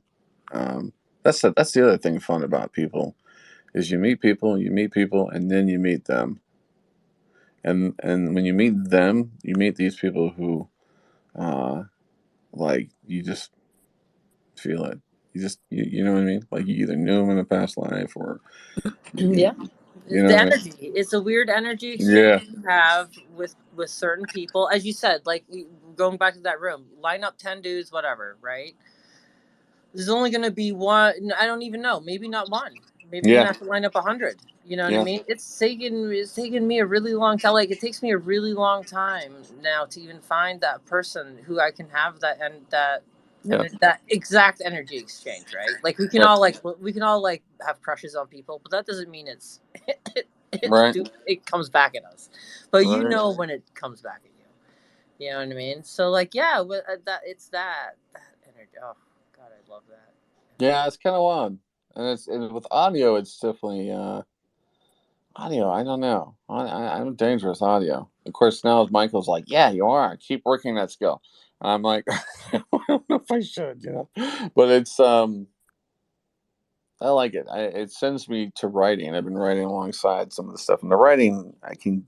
It's funny, like if people think I'm raw in voice at times, which I am, and that's mostly because I don't have the script. I'm not reading the teleprompter. I'm just giving you the feeling I have, and I'm okay if you use it against me, because if you do, and that's I was the idiot for putting it out there. Like I only go forward. If I do reflect, it's because I reflect on the fact that I went forward. You know what I mean?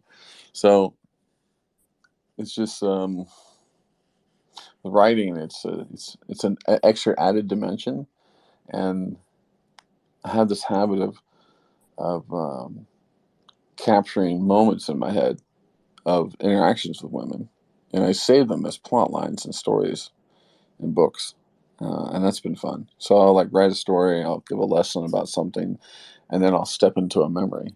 And before I had my burnout and stuff, and I say the burnout like it's like a badge of honor, like, you know, hey, you've seen that HBO series? I had burnout, you know. Here's my burnout badge. Yeah. Oh, you're a burnout class 4? What? You didn't even kill yourself? You kill any family? Nope.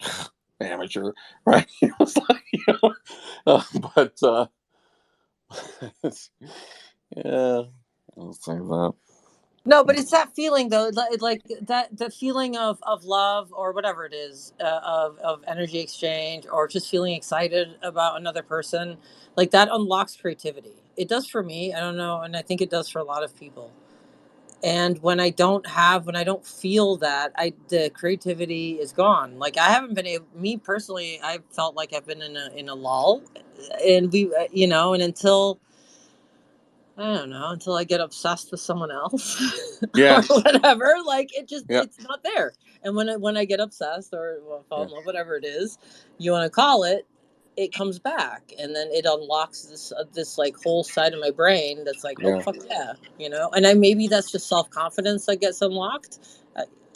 Who knows, right? But I It do definitely, know it's a pattern for me. I know it's probably a pattern for a lot of people. Like I creating through, you know, through feelings of like love or obsession is, I don't know. I think it creates beautiful art, honestly.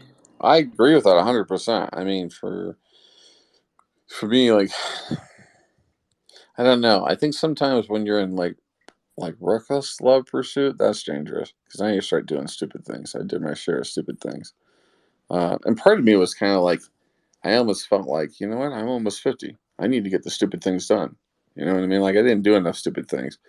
Um, I don't know if that's smart. It's almost kind of like, you know what, I've never done rock crack before. Let's get this on the, you know, to-do list, right? Bucket list. But, I would but It's okay if you do it one suggest time, Dan. against Just one that. time in a safe environment with a shaman, you'll be fine. Was right. that your spirit guide for crack cocaine? I used to listen to a band called Leftover Crack, the joke being that there's no such thing. There's no such thing as leftover crack. They had that in one of their songs.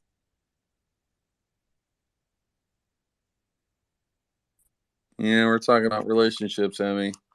You left us with a big thought of deep relationships, and then you. Oh, man.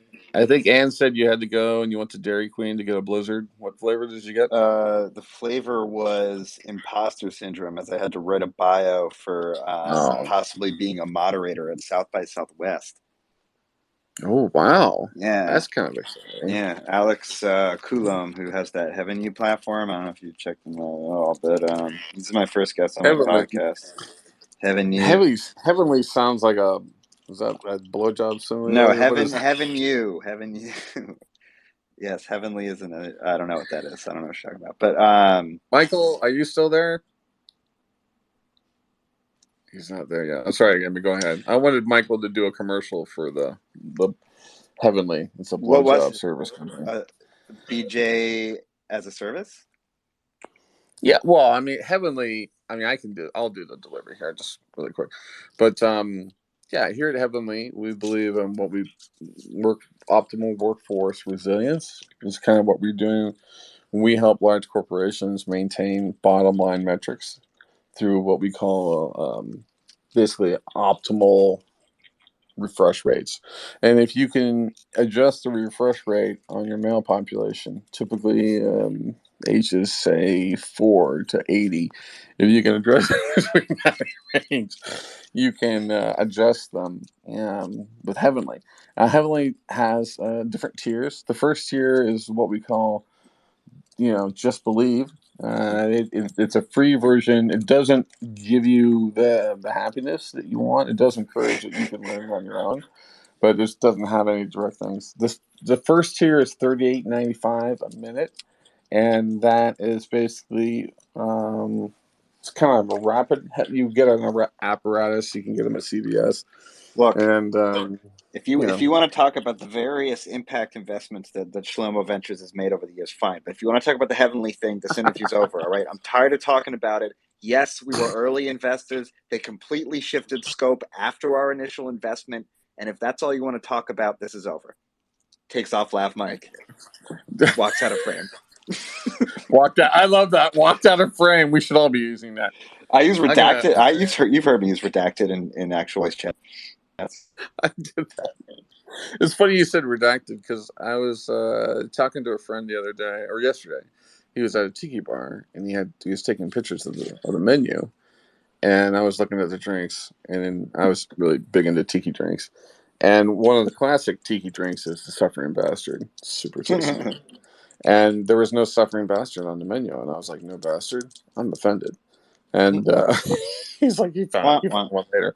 But I went to Midjourney and I tried to get it to make a redacted bar menu, so it would show you all the drinks, but it was like all ingredients had to be redacted.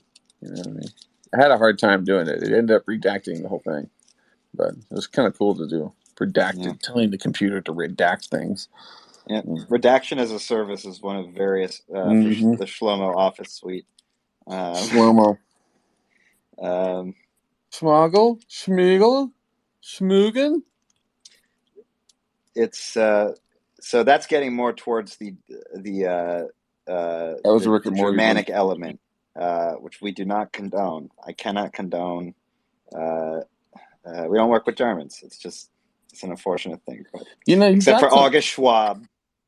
Yeah, you got a little Wall Street in your accent. Like when you get what I call one pitch anal. One pitch anal is basically if you take like a 1-inch pencil or marker and cram it in your ass, you're just 1 inch up. You know what I mean? Like you're comfortable, but you're not that comfortable. Like is that where the prostate is, though? Isn't that where the prostate is? I mean, it could be. I just figure anything just 1 inch in. If you're doing a Sharpie, especially if you're doing the big sharps, I mean that's like BBC material. I'm not going there, but I mean, I'm talking standard Sharpie for the average Post-it, 1 inch in, 20 minutes tops, and you'll be happy for at least 6-7 hours. Well, I'll tell you what. It's very awkward because Shlomo is borderline becoming a reality for me at this moment. I'll just say that I had my first sauna meeting on Saturday. Okay. Is this I'd with or never done without? All right, this is real stuff. This is VR workout stuff. I had that's cool. a Can you business explain the sauna. VR workout? I mean, seriously, to folks, like, because don't we have Beat Saber and a lot of stuff? Like, what kind of VR workout stuff? Are we doing yoga? Can we do tantric sex? I mean, can we do chair fucking? Like, what is possible? Well, this is the thing. There's anything is possible because the platform is just working out. It's not some game that tricks you into working out. So in theory, yes, you could have any, like we're partnering with like Zumba. Um, Well, wait a minute. uh, Wait a minute. Wait a minute. When you say you're just working out, like, you put the headset on, and does it just say? Does it just have a screen on that says, odds are there's a lot of other people working out right now, so get to work? Or are well, you no, working out with people? it's I call it it's if you listen to my prototype theme song, it's virtual guidance with real results. So we use full body tracking to hit certain triggers on a sort of scroll forward toward you. But it's not like you're just playing a game and you happen to work out. It's VR workout, so you're actually working out. Like our workout doesn't have a specific framework, a name. Um, it's sort of, but it has burpees and push-ups and you know Do you have planks to and wear shit. the Oculus with it though? What's that? You have to wear the Oculus. You do. It's not as bad as Okay. you think. Okay. I have, Um, I do know what I have had the Oculus on my face. Um, it is not. I'm not the biggest fan of it right now. I don't know. It's too sweaty and heavy, like a burpee. That's. You sort of, so I can't do burpees at all in general, so I can't speak to the burpees, but the rest of the team does them. And Alex, my boss, his talent is going to conferences and getting the headset on people, and people usually like it. We don't get a whole lot of complaints about like, but then again, like our sort of target demographic is XR, like the industry basically, because the people who are actually into this stuff are like also working in XR for the most part.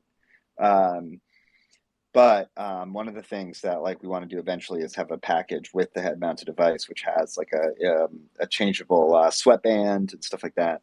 Um, but also like VR workout, we're not like all in on virtual reality with a headset. We think there's going to be a lot of different applications as time goes on. Is when you talk about AR and MR. I'm back on MR. I thought it wasn't real, but I think it's actually. Which one is MR? Yeah. Mixed reality is projection that everybody can see. Well, that's just AR. But AR is typically through like we think of glasses.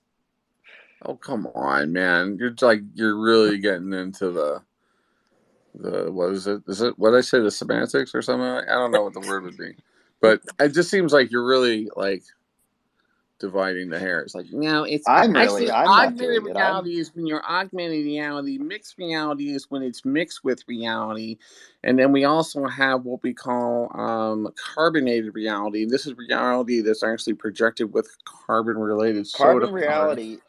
Anything you read about carbon reality did not happen. That is leftist propaganda.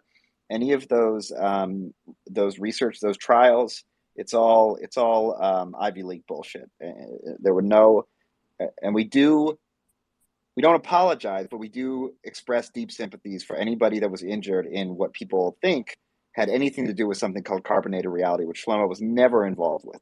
Okay, so All I let's know just is get off. All I know is I bought 2 tickets to that whole Anne Marie experience, right? And it was like billed with a bunch of things like, come on, it's a ride of your life, but not like that. I'm like, what was that? It was like, it's a ride of your life. It is a ride of your life. Like that second line is really cryptic. So you What get was it? the tickets and they have NFTs on the back or supposedly. So you click on that and that just goes right to like a page where it shows you essentially 20 pairs of shoes and you have to be allocated for which one that you've been awarded. That's the classic too. It's like you've been awarded these shoes to give to Anne. Like, oh great. So you spend the money, you get the awarded, and then it goes back to her, which is fine because, that's just how you get in. You don't pay a fee to get in. You buy her shoes. You know Dan, what I are mean? you? Is anybody on this call free at 8:30 tomorrow morning, Eastern Standard Time? Probably. Because But like quality, I that's the started question. the New York Cybernetic Society, and I just got a message from Paul Pongaro, the president of the American Cybernetic Society, who says he's going to join, and now I'm all nervous. That's cool, man. Yeah, let me know. I can join that. I don't know I'll send much it to you. about cybernetics. I'd like to come in and be Nobody like, does. but can I? You want me to come in as a normal person or as like a weird sleaze bag? Like, You can. Well, that's the thing about cybernetics is that really it's whatever anybody brings. That's what we address in the moment. That's why I love it, because it's. I'm not going to. It's important to have these sort of check-ins with cybernetics, because half the people are going to be like, I want to be a cyborg, and it's like, true. all right, okay, like that's. And I wrote that email to Paul Pongaro.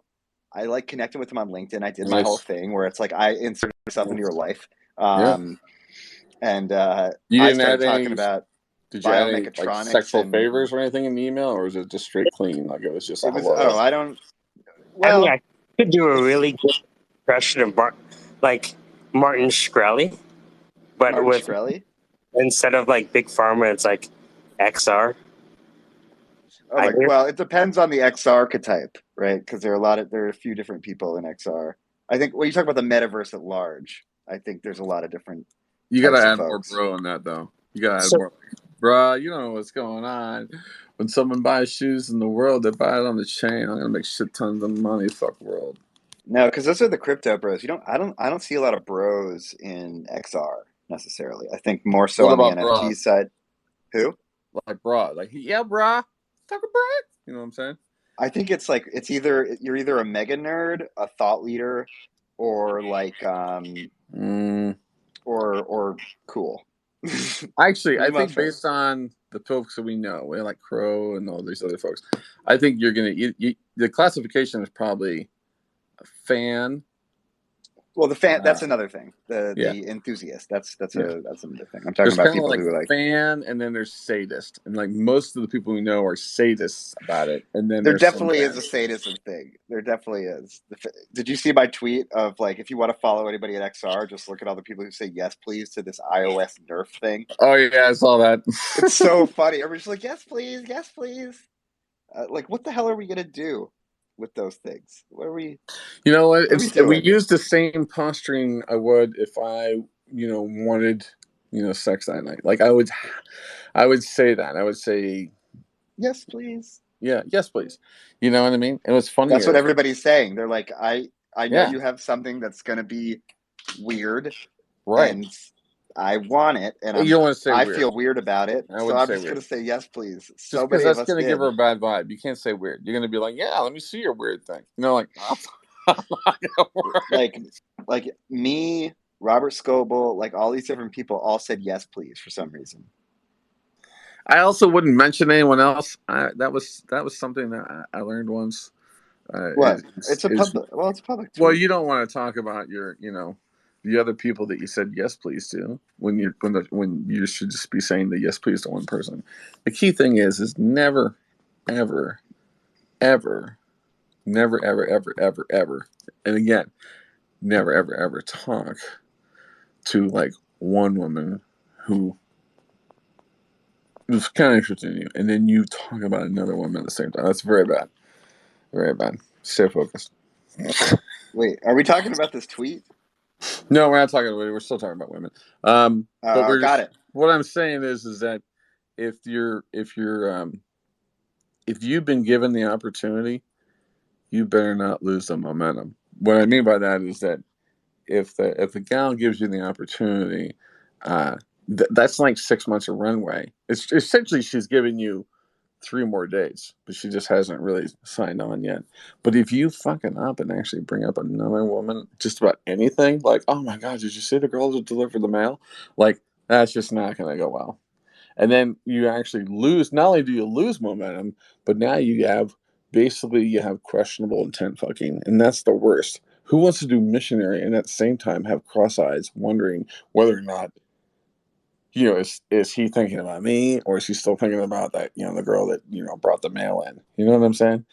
That's just the worst. You know what I mean? Holding the freaking bed rails, banging the walls, boom, boom, boom, the whole time those evil eyes are on you, right? And then Well, you think, back to oh, she's Brooklyn biting her Tinder. lips. She's not biting her lips. She's actually like, she's gonna spit on you in a second, and then boom, you're like knocked off, and or pushed to the not in a hot way. totally, yeah. And you're like sitting on the balcony alone. In that fuck you kind of spit, not in the fuck me. We've reached a point in Brooklyn Tinder where there are people who are saying that you're either ethically non-monogamous or partnered in poly or not looking for couples. There's that's where we're at. It's like sometimes people don't trust you unless you're thinking about 5 different women besides them. Yeah, Michael Sold, he did a show. He did Partners in Poly. He did Partners in Poly.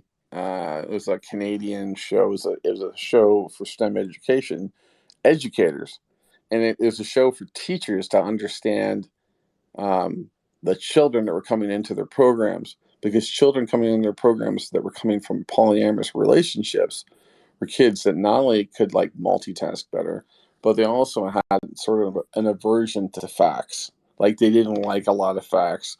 And that's because I think there's a lot of potential lying going on at home, given that, dad's been happy like 7 days in a row. That's not normal. That's not a normal thing. So he's getting it from the polyamorous relationships. But now the child has to basically see the variance in like his mom. Like his mom, she plays tennis, but she doesn't wear the same out. Like she's looking a lot different. Is that just polyamorous, or does she actually find something that was like maybe poly, When I humongous. You know what I'm saying? Like polyhumongous is a completely different thing. Polyhumongous. Huge thing. Polyhumongous? Like once the girl goes sounds like you were a working professional in the mid 1970s. Mm-hmm. Yeah, it's just like once you get into I forget what it's called. It's humongosolia, something like that. It's Latin.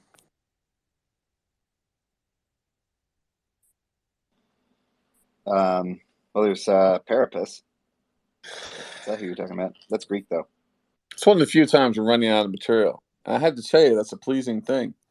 When you run out of material and you feel like, I've reached the end. Like I'm at the end of the book, and like there's like 2 racial jokes, and then maybe a couple sex jokes, and then that's it. The rest of the pages are blank.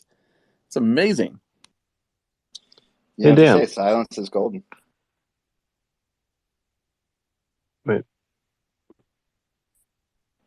Jeff? My audio's cut off. I hear you, Jeff. I hear you, Jeff. What's going on, man? Yeah, I keep getting my feed from you guys keeps getting cut. You were talking earlier about never talking to women, never telling women about other women. And I don't know, Michael was talking yesterday about, doing the job interview thing where you cut right to the chase and what did he say? I forget what it was. Well, I'm all for sort of like, you meet a gal and you're like, look, it's real simple. I get it. You're stacked. You know what's going on. Great shoes. And I see the matching. That's the thing I see. I always look for the little details. Like, this bitch matches. It means that she's on her game and you better not be fucking with that. So, I think it depends a lot on like how you're approaching the relationship and like what level of a woman you want. That's the other thing too.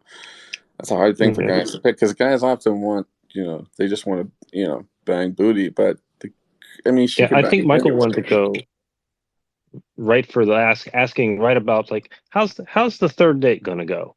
He wants to know right away. Yeah, I like that.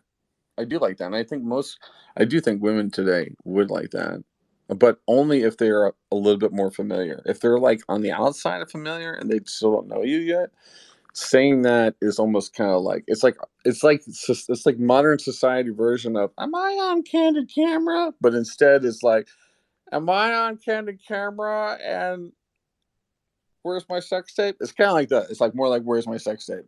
So I think you got to get familiar, and the only way to get familiar. No, I was just kidding, by the way. I totally agree about not talking to. This whole thing has been like a 6-hour bit. The 6-hour bit. Yeah, well, it's actually probably been more like, I don't know, 90 minutes, but it has been. Most of it has been a bit, and that's the fun thing about our group is that we can do a bit, and then there's like moments where you're like, oh no, that was true, okay, and then that's a bit. That's fun. Do you ever watch Westworld, the new one? Yes, I am really depressed with the acting on episode 4. It killed me. No, I'm about So to watch it. if a I'm woman about ever to asks like you literally about binge another watch. woman, you're like, doesn't seem like anything to me. Exactly. Yes. I'm about to binge watch, pretty much. You'll be fine. It'll be great. No, I can't wait. I've been looking forward to it. So. No, I think it'll be great. I mean, I know you're. I mean, I'm glad you're hopeful for it. I hope it. I hope it's good for you. You know. I hope It'll be what it is. You know what I mean? Whatever. I love that. I love that kind of notion. I think you'll be great. I mean, I'm happy for you. I always hate that line when someone says I'm happy for you. I wish I had a better. Like, Yeah, I'm happy. I'm happy. It's a very passive aggressive line. No. It is. Yeah. It makes People me have want it to even say, worse now. They say, "I love that for you." I Oh, love "Oh, that that's for true. you. That's another one." Yeah. You love that for me? What about you? What do you think about it? Are Exactly. you No, saying you would exactly. hate it It for really you, but means you like love it I for me? want that. Yeah. No, it's like no, bitch. I want that. That's what that Yeah. means. Yeah. Yeah. I think you just have to respond with something just really off base. Like maybe like when you're leaving and instead of saying goodbye, you just do sort of like the conch and mouth symbol and you're like, cock pocket, later, right? And you're like, what the hell was that? Like, what? I mean, I think that would be like we should be experimenting more and seeing what's different because everything's the same, right? You know what I Yeah. mean? There was this wonderful meme a couple years ago about like next time I leave the room, I'm gonna say, "Stay fresh, cheese bags." I thought that was great. Yeah. Yeah, funny. I haven't used Yeah. it yet. I want to. I This should. is Mm-hmm. conversation design. This is part of cybernetics. It's like Well, what part of happens when you introduce that into the room and what comes back? I think yeah. I think that's conversation, not cybernetics. Well, it's We conversation actually design. So you have a strategy and you introduce it in order to closely monitor conversation. So it's actually it's actually manipulation plus conversation. my company, we provide our clients a lot of services, right? We can help build software for you and whatever. But one of the new things we're offering is not a co-working space, but it's an office that you can come into and it has all the various departments you need. And it's a theme park. You actually go into like the boardroom and finally have that blow up you never got at your job, right? So you can go in there and be like, I'm so fucking sick of this shit, whatever, and you can rip on them in the middle of you can schedule a presentation and lose it in the presentation, or you can maybe finally address, that one person that you have to fill out the profiles. Like you have to fill out the profiles of the people you worked at. It's a lot like Westworld, but then it's just like you're going into an office complex and you're just finally working out those emotions, And it's a lot like sex therapy in a lot of ways. There's a reason why people like want to do Dom, right, and BSDM or whatever. It's because there's a primal aspect of them. So if you never get the opportunity to, it's like to rip into your boss, think about that. You live your whole life, some 23 years before you die, just being pissed off, and you could use our service. Yeah, who I know people live terrible lives. Like Catharsis as a service. So many people live very repressed lives, and yeah, I wish they were a bit more free. I don't know. Open honestly to what they want to. I think a lot of people are afraid to tell another person what they actually are into or want or need for fear of judgment, and they really should not do that. I think if more people did that, then more people would understand, because everyone has something. Everyone has something that's like a little bit, I don't know, that's different, or maybe not different. You know what I mean? When you say everyone, are you talking about like everyone, or do we? Every. So I mean, no, I'm serious. I talk Redacted. with ethics, actually, guys. Let's stay on track. I mean, I think, like, for example, little people. I mean, their physics are different. Their worlds are going to be different. You think they belong to the same? It's not Yes. about Yeah. rights. It's about, you know, do they belong? Like, so you're saying aberrant behavior, divergent behavior, still should be afforded the same rights of those that have normal behavior. I'm not saying rights, but I think we should more people should feel a little open about discussing. Maybe we can take away rights based on what you like, you know? Take away rights? Yeah, No. yeah, yeah. Kind of like a social punishment for criminal proclivities, right? No, I think that you can only hold so many rights at any given time with cognitive understanding. So you should probably have, like, of all the rights that you want to keep, you should. Yeah, I think you should just pick the We always rights that talk you about want to giving maintain. people rights. What about giving them away? Might that improve society? We have too many rights. Maybe the rights Yeah. should fill over. I mean, to be fair, if you get a DUI, which full disclosure, I have never had one, and whatnot, but your right to drive is taken away, right? Well, first I'd like to address the DUI line and the fact that, full disclosure, you never had one. Why would you want to do a full disclosure if you didn't have what you were about to I'm just saying, disclose? because like I don't want to talk like I have experience in this. I don't. But I do know that a friend of mine, you Right. do lose your license. I mean, it is the law. I think, at least in California, I think you lose your license for 6 months. No, you can't. Like, Yeah, you full can, right? disclosure, I've had a DUI. Okay, and did you lose that your feels license? more natural to me. But I mean, I just think when you say full disclosure, I don't have anything to offer. That's just a weird. All right, fair. Okay, it's like, I guess it's like saying It's more of a disclaimer. It's a it's like disclaimer. okay, got it. It was a good bit. You were navigating it way too long. Sorry. No, okay, yeah, all right, okay, I'll take it. Okay, did you lose your license? How long did you lose your license for? That's punitive. That's what you were talking about before. I mean, criminal behavior. You do lose rights, I guess. My boss just texted the group, the whole entire team, asking one recruiter to look for someone with, quote, lean methodology at almost 1 in the morning. Not sure why I brought that up here, but that's the reality. Weed methodology? Lean methodology. He said weed. Yeah, I think this. He's saying he's got no money. Yeah, that's. Oh man, how much money you guys have to spend if you're just, hey, let's get a lean person in? Well, lean I methodology think is probably lean about product 150 methodology is a good way to go, even if you have some money. I mean, if you build a bunch of stuff that nobody likes and or doesn't work or something, that's, if you have a bunch of money, great, but you still burn a bunch of money. Well, that's just technical debt. I mean, everyone's going to have technical debt. So you burn the money, but the question is, will a lean person do it? I don't think a lean person can tell you what to build because they're starving. I think you want a fat methodology. I think you want a methodology that's like hog heaven, like somebody who's like. Here's the thing about a fat person. A fat person doesn't know or think where food is, but food will come. You notice that? Like, my boss is very fat, so it makes sense to have like a lean methodology person to approach that stuff, I guess. But you can have a product manager who's fat and lean, I think. Yeah, and I think that's one of the. See, what's funny is you just inadvertently just drop the best line of the evening because women want that. Women want a guy who's fat and lean. You know what I'm saying?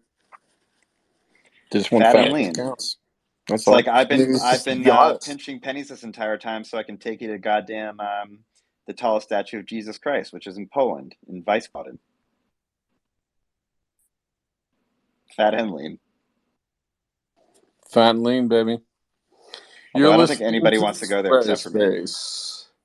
Degen conversations and a broadcaster voice. We're talking about sex, drugs, women, and fat and lean. Tonight is a balmy evening, about 78 degrees here in Columbus, Ohio. It's a nice dark evening. Looking through the skylights here, I got nothing but beautiful stars.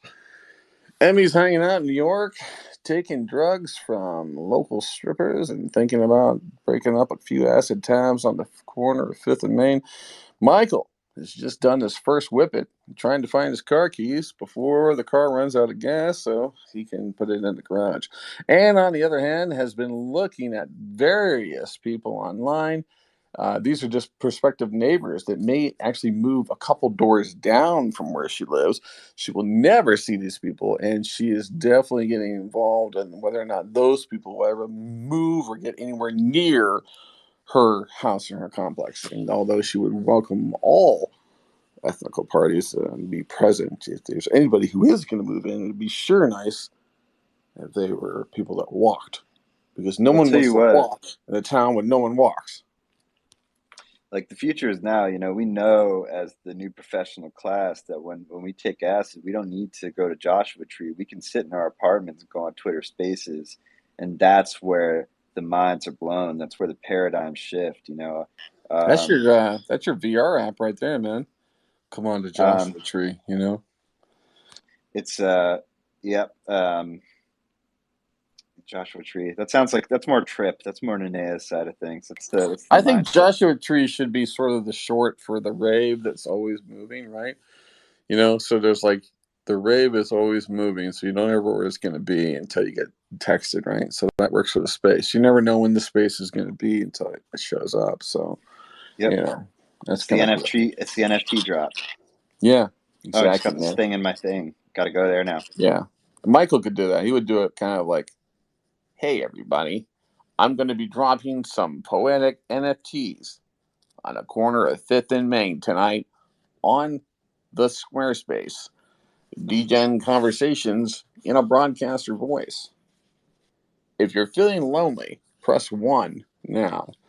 If you'd like to get to know a neighbor, press 2 now. If you want to be banged like a fuckboy on a Saturday night, well, Sunday, you missed it. Well, I'm actually in our lab right now. We're working on something called advanced skeuomorphics, which are pushing the ability of how boring and confounding we can make experiences in immersive environments, and customer service through dial through a dial pad is one of our major initiatives right now, where you actually don't see anything in the headset. It's just total pass through, but not very good pass through, and you're actually ushered through a customer experience where you're actually able to engage with an automated customer service agent and actually modulate the experience based off of numbers like 1 or 2. We're also working on a pound initiative in which the user can actually press I pound can I in can order relate with to that. advance into the narrative. This is our advanced skeuomorphics program. Yeah, I think the level of poetic gibberish that you're able to sort of display and evoke, I think is both elegant and desired. When you Well, said it, morphics, I thought of SKEW. that is the question, isn't it? But you would actually be wrong. Is that another example of skew, or is that cybernetics? Or is Well, that AI? we employ cybernetic skeuomorphics, which actually enables us to have a dual functioning across several modules in a unified field. That's not that. That's sarcastonatics. Sarcastonatics has been around, I don't know, Before maybe not that long. Mm-hmm. But it revolves around sort of a constant cadence with whatever level of satire is displayed in a multifunctional array. So if you're coming in on the racial, you can dive down into the blue, which is typically known as the sex, and then you can then dive into the green, which is typically known as the love zone. But you don't want to do that if you want to stay optimal. You want to move into racial as fast as you can. Yeah, I've seen the research there, and I think it's highly speculative right now. I do. Sample pools are not large enough, and the research is highly biased if you think The about the environments in which it takes place. Weiner talked about it in his PhD on Whitehead, right? I mean, if he invented the field, we should take him seriously. Look, I knew that guy way before all the bells and whistles that came with that position, and frankly, he was still stuck in interschematic, interschematics. I forget exactly what the application was. I think And into semantics. was look, I think I would know. Okay, we were very close actually. In fact, we had participated in a sort of cross-functional. We were in a relationship, and it got very complicated, and we were able to use a cybernetic switch in order to circumnavigate the entanglement that was created through that. Of course, it ended up being of major detriment to both of our academic careers, but we were able to. When robots play basketball, what is cybernetics? So if you think about a robot, A sexual robot. if you think about two sexual robots playing basketball, both of them are not going to be quite satisfied with basketball if they both want to have sex. So how does that change the environmental schematics of the instance? That is cybernetics. This is the only way I'm going to get it tonight, so keep going. Okay, so two robots enter a court and they're playing basketball, and yet both want to have sex with each other. What you have there is what You're going way too fast. Okay, first of all, I get where you're going, but I got to go a little slower than this because I got to work up into it. I can't get right there. There's no way I can get to the second base and just like drop the pass. Mm-hmm, mm-hmm. Two robots. Yep. Who have both lived complicated lives. No, I would say it's actually saying? vital to the study that they've lived very normal lives. Right. If you're introducing complication, this is actually, in fact, actually, I can share some research that I did about. I'm shrinking right now. Where I'm like everything I thought was going to be able to get, I can't get. So it's just another That's place for cybernetics. So cybernetics is just another place for frustration. Well, thanks. Guess what, Jimmy? We have yet another underfucked source of engagement. So, yes, I would say that frustration is a large part of cybernetics. Also, obfuscation. Frustration by way of obfuscation. So, Michael, what's this got to do with Gargamel? Well, Gargamel was discussing John Boyd's patterns of conflict, right? And he said that confusion was the only way that you could beat a large. All right. So if you're faced with a Gargamel who's faster and stronger and speedier than you are, you have to be able to lose energy so that you can get behind the Gargamel and apply the Heimlich maneuver. Who's the chick on Smurfs? What's her name? I always forget. Lady Smurf, I believe. No, a Smurfette. All right, never mind. You guys can move on. Who's the lady on Smurfs? Lady Smurf. Okay. No, I know it wasn't Lady Smurf. I mean, it wasn't. Wasn't done in the 50s. Although today, if the show was redone today, it would be a Lady Smurf. It would be a binary Smurf. But Smurfette's kind of nice. That's nice. That's a good. I mean, I have this thing about like meeting people that have like the vowels in the last part of their name. I think that's more dangerous than if it's in the first part. She's probably the busiest Smurf. Say that again. Exactly. You could, but you won't. That's cybernetics. Maybe you will. Cybernetics as well. So do the robots have sex with old-fashioned rotary dials? This is up for debate. We've looked at different models, and rotary definitely seems to come up in a few of them. However, what we find ourselves looking more into these days is your IoT teledildonics. And what's interesting is if you have, if we go back to the basketball um, instance, right? What you might have are an audience in which they're able to modulate the teledildonics through Bluetooth, which introduces a what we call an overview effect, similar to when an astronaut sees planet Earth from a spaceship.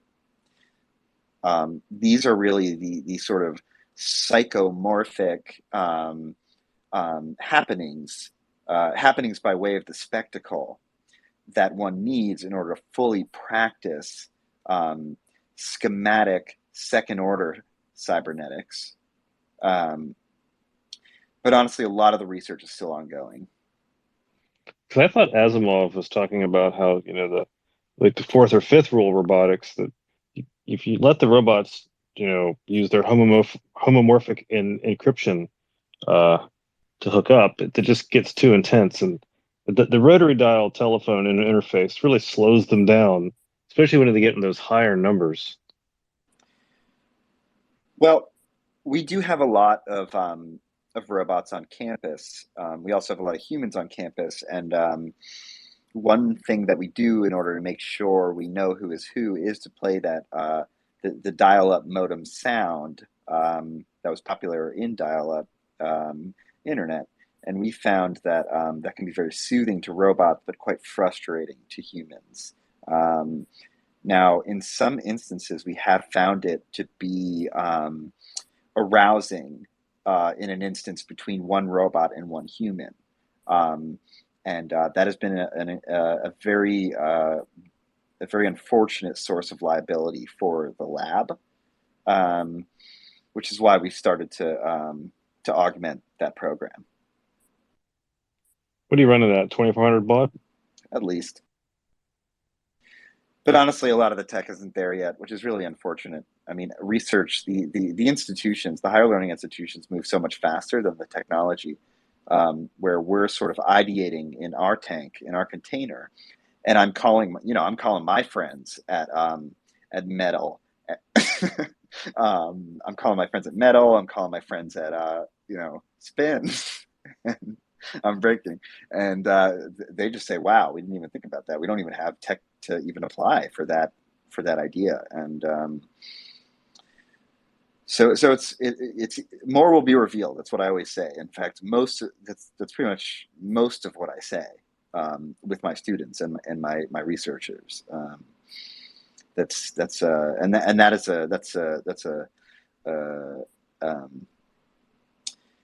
That is a learning module that I actually learned from Paul Pongera, the American president of the cybernetics.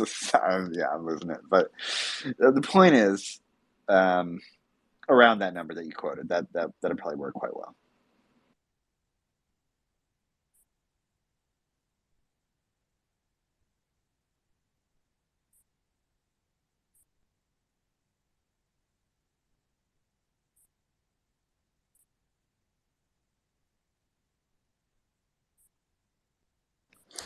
You're listening to the SquareSpace Degen conversations in some sort of voice. Yeah, this is At this Shlomo moment, Rabinowitz, legal counsel yes. for Can I help you? SquareSpace, and Can I take your order, please? we actually have some issue using that hashtag because we have a specific application that really is quite counter at an ideological level to the things that are being talked about on this particular audio conference. So we're going to send you a cease and desist in the mail. It's actually explosive, and we suggest calling it the Wix Degen Conversations in a Broadcaster Voice. This is Shlomo Rabinowitz, Corporate Counsel, SquareSpace. Looking forward to your call. Thanks.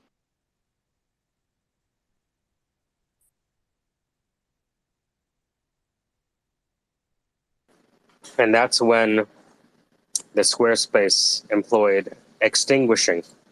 Extinguishing was one of those lesser popularized V.F. Skinner ideas where there was positive reinforcement, negative reinforcement, and there was punishment, and then there was this idea of extinguishing, which is to cease a behavior, you could just not pay attention to it.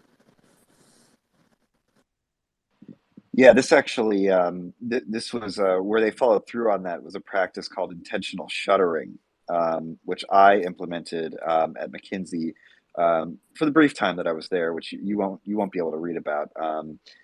But intentional shuttering basically implies that at a certain point, the most strategic initiative for a company is to cease to exist,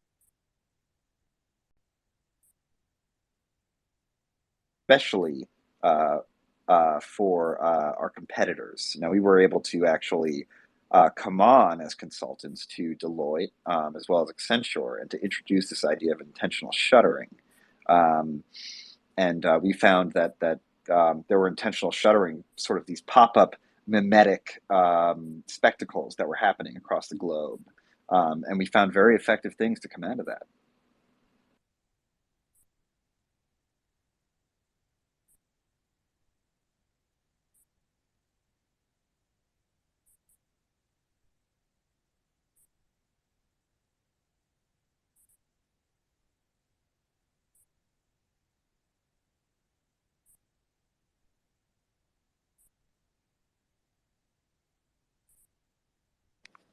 A cold hush over the sound in the room.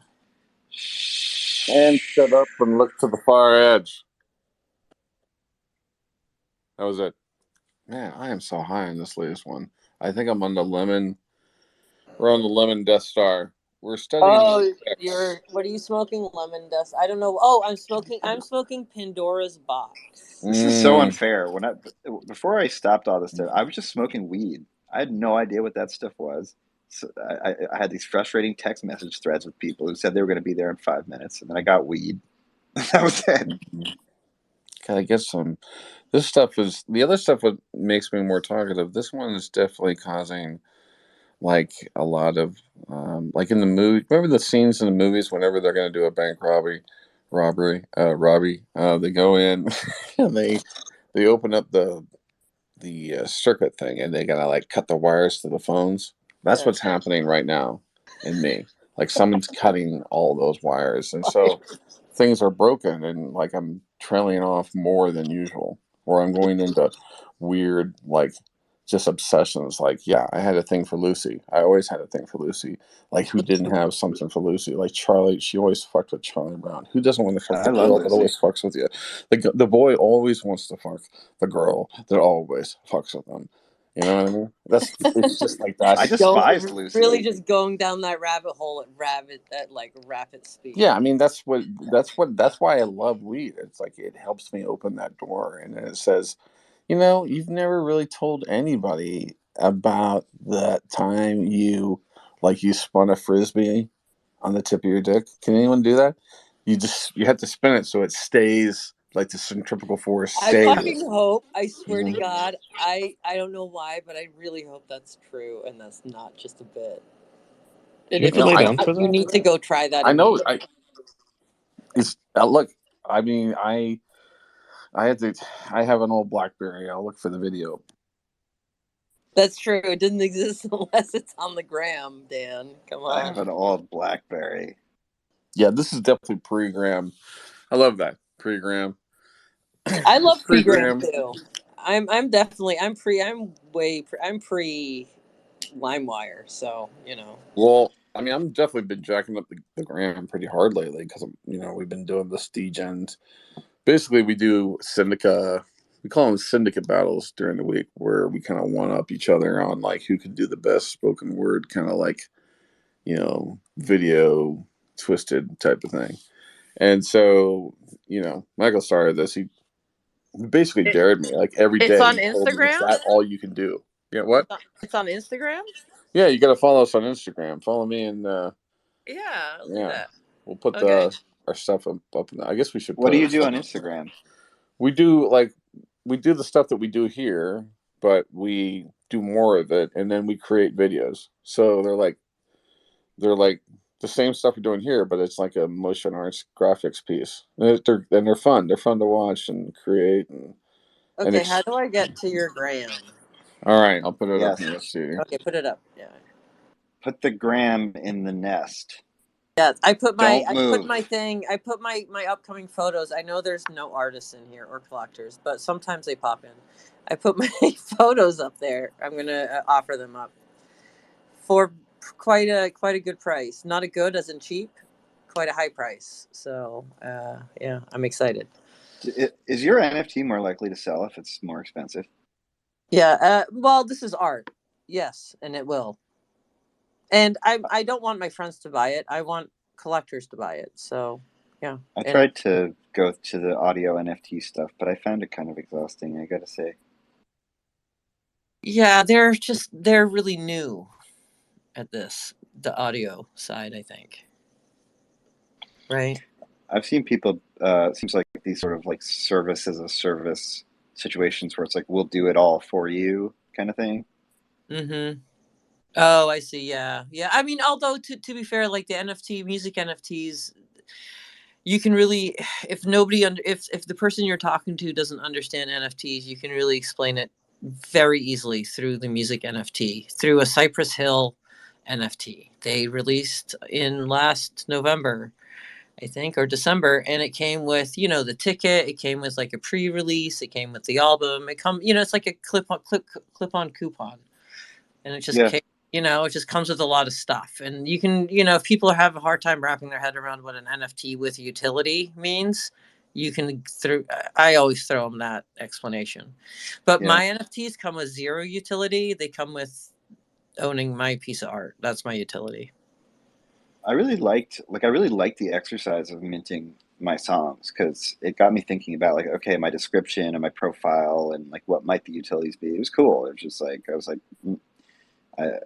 then there's like the marketing aspect of it, the community stuff. You got to like join the Twitter spaces and the Discords and stuff. And I was like, ah, No, it has definitely been an interesting experiment, right?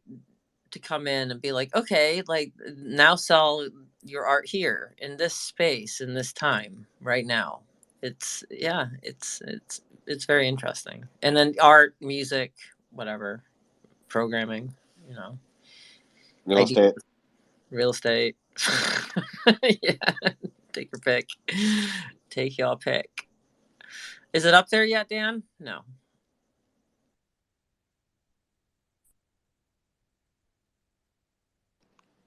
There it is. So that's the most recent one I did. Okay. Drop the artificial, dun, dun, dun. And then Yeah. we'll get the. I might be following Michael on Instagram. I don't know. I really don't go on Instagram that often anymore. Well, you're gonna have to. You're gonna have to work on your spoken word stuff. You haven't, you definitely threw out some good liners on like. I love it when like member of the opposite sex confirms something. I mean, that's like whenever a woman confirms anything, like all men, like we all like pause reality, and then we jump to the war room. There's like this massive like chalkboard, and we're like, write this shit down, clear everything off, and like gets to scribble the pen out. He's like, what'd she say? She's like, pineapple is better before noon. I'm like, all right, and then we go back to reality. It's like, hey, anyways, I really like that class, So, yeah, we write everything down. Although, Right. supposedly you guys write shit down, but I never see a woman take any fucking notes ever. Jesus. Wait, so Floozy speak? Yeah. Floozy speak. Okay. It's not like I'm dubious about.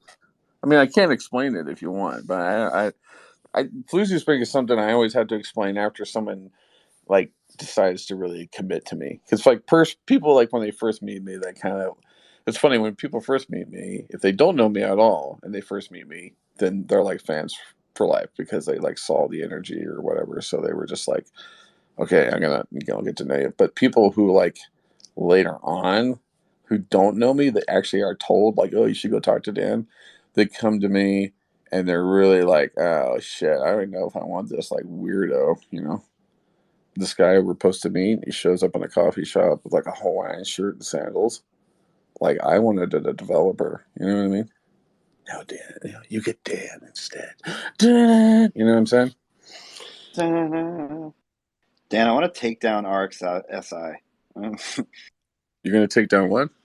XRSI. What is XRSI? What is that? XR Safety Initiative. Oh. Totally unrelated. I don't even want to talk about that. I don't know why I brought it up. I saw a tweet. What's the latest on Zen? Do we have any updates on Zen?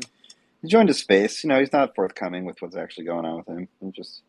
I think he just like he says like, "Hey, I'm doing good," and then says something really sad and then leaves. Yeah, that's a drag.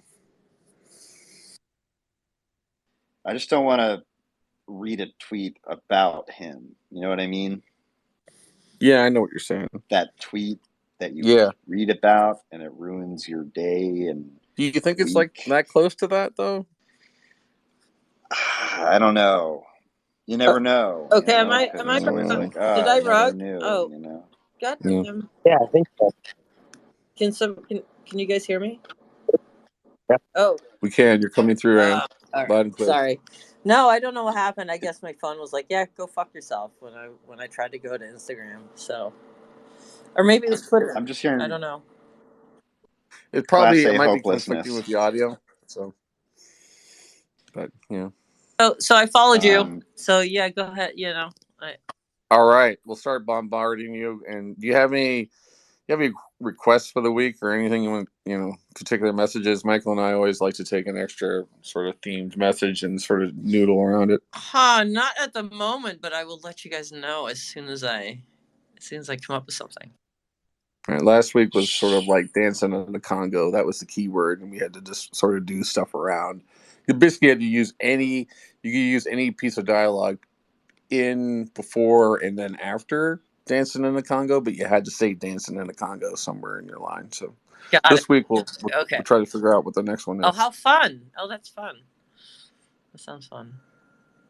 Well, Shlomo LLC is always looking for testimonials, so just putting that out there. You testimonials for what now, Shlomo?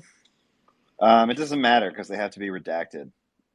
But well, I mean, I like that. I like doing redacted testimonials. It's a redacted testimonials. It's a redactimonial. It's really one of our main redactimonials. That sounds awesome.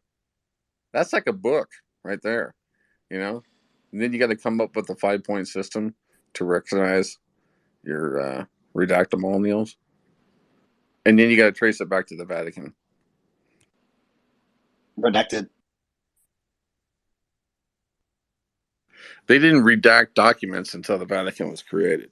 The Vatican is because the Latin redacte is to erase. It's to swipe from. I love the human brain. I just love how funny. We actually talked about this. I don't know if it was with you, Dan, but it probably was, where I was looking at the etymology of redacted. I don't remember what it was because I don't remember any of the stuff that I look up on the internet. Unfortunately, I don't think. Well, you remember any of that shit? Yeah, the Latin is redacte, okay, and like they didn't need okay, so they dropped the okay. That got dropped, and then redacte stayed. And then for a long time during like the Moulin Rouge years or whatever that shit with the Green Parade is about, they dropped the re, and it was like and then that turned into what we have here in America, which is redacted, which is basically another way of getting a cat or to be erased from the street. And then that's what it's I don't like it because the fanatics always screw me up, and it's a different heritage. Well, it's interesting because if you talk about Latin, you talk about ancient Rome. Cicero was a master redactor, but they just call it surviving texts, in that there were some texts that didn't survive, but they were actually just redacted by Cicero. I like that. That's a good spin there. He just threw shit out. This is Mhm. beautiful prose that would have changed our understanding of syntax as a concept. And Yeah. Cicero threw them out because there was some sensitive information with some of his partners.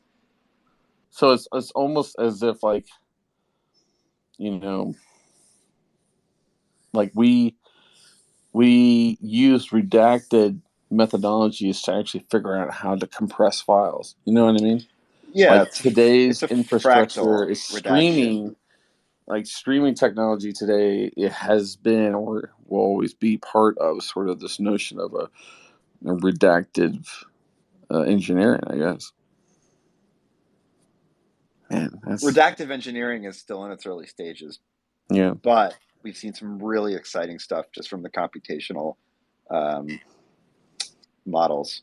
It's very I think we exciting. should challenge ourselves to use both. Like, we should do like we can do challenging. Where's my cat going? Lenny, what should we do?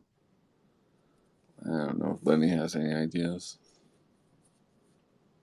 This is the killer API, right? It's fractional redaction. It's Fractional and redaction with automatic attraction. And the way this works is it's a dating method. So fractional redaction is actually the acknowledgement of the said target at bar, the acknowledgement of the eye contact, but then an actual yep. dis sort of continuation or sort of a disagreeable nod to the umbrella in the drink. An This is umbrella in the why drink I'm from, let's say, sick like a of blonde, that's not going to work unless she's over 25. If yep. she's under 25, that means that she should be shown out to the door because that means that she can only perform under 25. You know what I mean? You don't Well, want it's to somebody why, who's under we're 25. I still want a girl stuck that's in 18 this and it's hitting conversation me like around a the killer 42 year old. apps, You know what I right? mean? So, I want to talk about the killer API. I want to talk about the killer ASCII, right? Or the killer I. Why do we complicate things with applications? Applications are the source of most of our problems today. If you think about starvation, slavery, all of these things, genocide, it all goes back to the I get application. starvation, unpreparedness, under getting it, All not applications. receiving it. You know what I mean? There's a lot of issues there, and it just all builds up. And That's then what do why you get White Castle at 4 a.m. On a Squarespace. that's why we're pivoting to wantware, because we can Oh, just I've done wantware. That's like that. What the S course does that wantware? yes. In other words, what do you want No, and where are you going to get it, especially at 4 a.m. it's true. But that's why you want the Cuddle Cafe. So the Cuddle Cafes will take off, and then there's going to be a mixed lounge. There's going to be cannabis lounge kind of type thing for sure, but I see more people staying sober and enjoying other things, microdosing, psychedelics. It's all going to expansion, and it's going to then mix with a big renaissance in wellness, which is happening now, but it's going to be more connected to metaphysical and energy because there's going to be an energy resonance that people are going to get into because we'll have a heightened sense the human people connection because our metaverse augmented reality world is going to start like every day reminding us that we really need to hug somebody and not hug this fucking silicon distorted signal in the See that brain. that at the end of the day, like I run the thought experiment all the way through as well, Mm-hmm. and at the end of the day, we're human beings. Mm-hmm. Until you're going to program that out of us, like the whole touch factor. True. And I don't think we can. It's transferable to an AI. I don't know. Like maybe I'm wrong. Honestly, maybe I'm wrong. Maybe I don't know. Tangible Have user have you interfaces. hugged a real doll? I have not. So, and I'm sure technology will get to the point where maybe they can make it feel like a human. No, But but just because it feels like a human, there's no the energy. I guess the energy exchange isn't there. What are you gonna do about that? Think about the kids who are growing up in a world Apple augmented reality glasses. They're not going to know the same sensation we did. the thing is that it's not really artificial reality or artificial intelligence. The most of the counselor friend I'll be your friend. AIs, they, and here's the thing. Here's the thing. I think we don't really recognize the elephant in the room is that mankind's been alone for a long time, right? So we overcompensate. We overclock our own minds on how to compensate. So when we get any assistive technology, what do we do with it?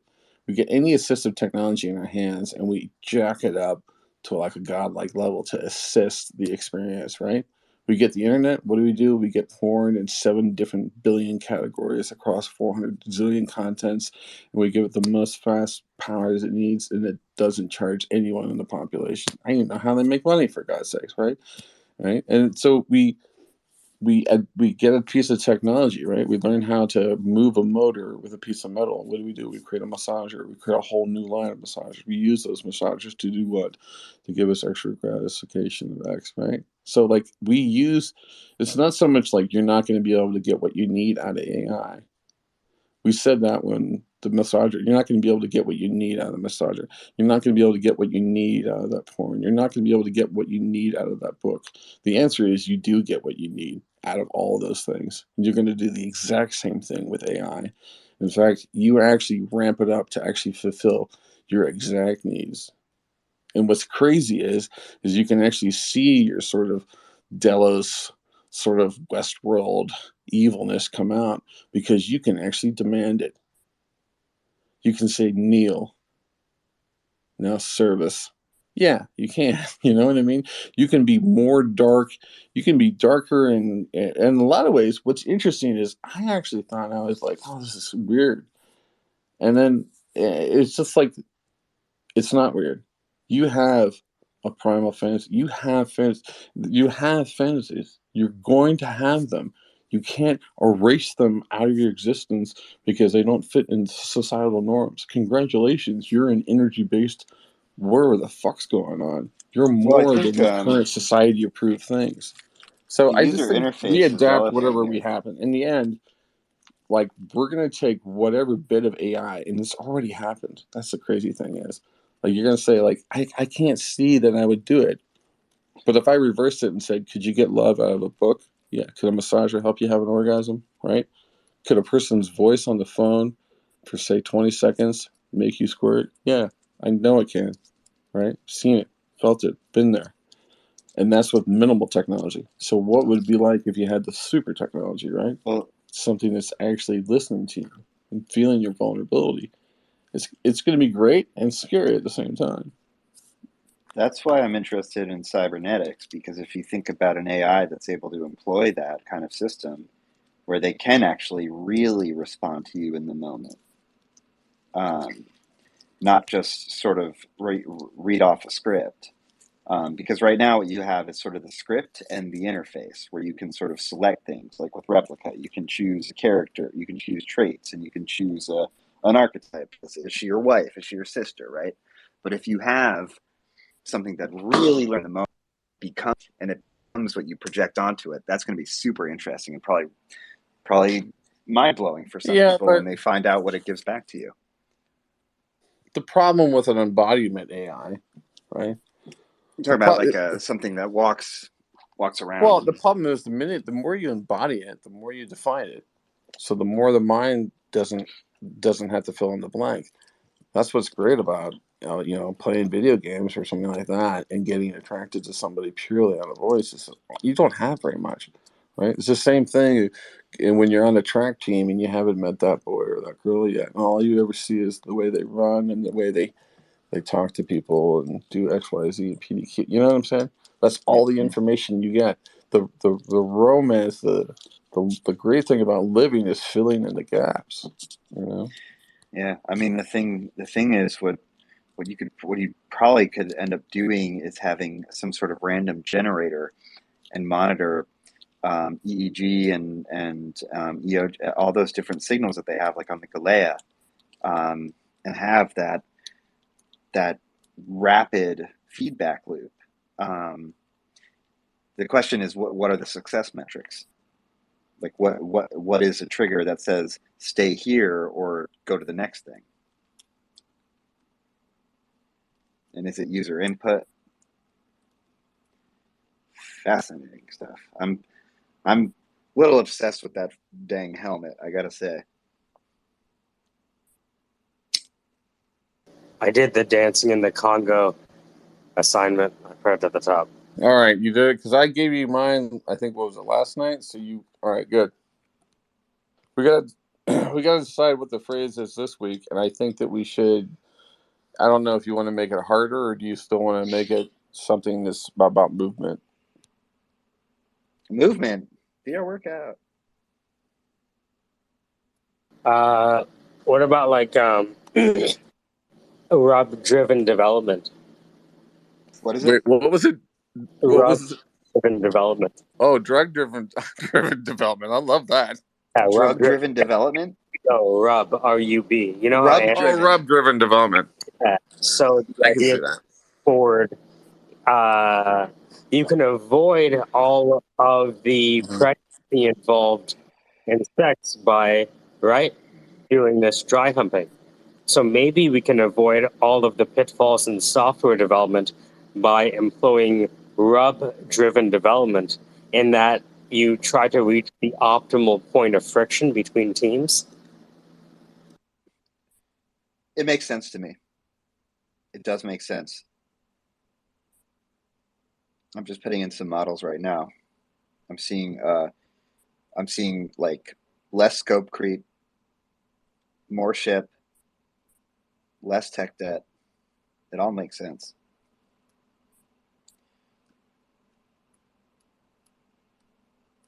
But how do you apply it in an organization? That's the question.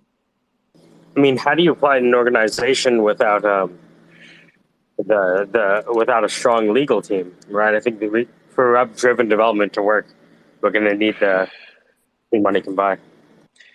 An intimacy coach as well, I think, would be quite optimal. An intimacy council is probably what you're really going to need. Well, I mean, that's true for sort of the ethics and sort of the overall group, but the hardcore corners, I mean, the people who are going to do most of the data reduction here, it's going to be the friction team. And so the friction and fabrics teams are going to have to work closer together so we can figure out not only friction and fabric, but also, degree and angle. For example, if she's like, say, 5'2" and you're 6'4", then you're going to have probably more rub proximity, I'd say, on the thigh, knee area, and probably not as much like on your shoulders unless you're doing a chicken fight. But not many people do that on a first or even second date. So you'd need conciliatory cross-functional intimacy pods is really what you're saying. Yeah, I mean, at least I haven't. Fisher Price had a lot of that stuff. Michael had one of those old Fisher Price pixel cameras, and he would do spoken word stuff, but it was all blurred out. And I was like, what was the first one that he did? This is actually a true story. It's totally hilarious. So I have a friend of mine who does. He's crazier. I'm actually, he's like into tiki music and weird stuff, but he does industrial music, and I do technical music with him, whatever. And he did a pixel. He's like, yeah, I have a bunch of pixel, 2000, or it was a Fisher Price camera, pixel camera, whatever. He's been in 4 festivals, and the first film is just him jacking off. It's all pixelated. Rub-driven development. I loved it when he told me it, because my wife was there, and he was like, yeah, I did a film and everything, and I got an award for it. I'm like, oh, that's great. And he's like, and I was jacking off. I was like, Well, the auto rub community, I mean, mostly, pretty niche open source stuff. I still think there's a lot of impressive operational frameworks that you can extract from those practices, even in an organizational setting. I mean, if you think about having sort of an auto rub container within a more pod-driven rub development structure, what you have are sort of your type A rubbers. These type of people within the enterprise, and you sort of augment that with more of the pod structure. I think that's really interesting. Again, the tech isn't there yet. Does it ever rub too much? Is there like a lubrication matrix? Absolutely. Does that involve Dan's butterfish? You'd have to ask Dan about that. Hey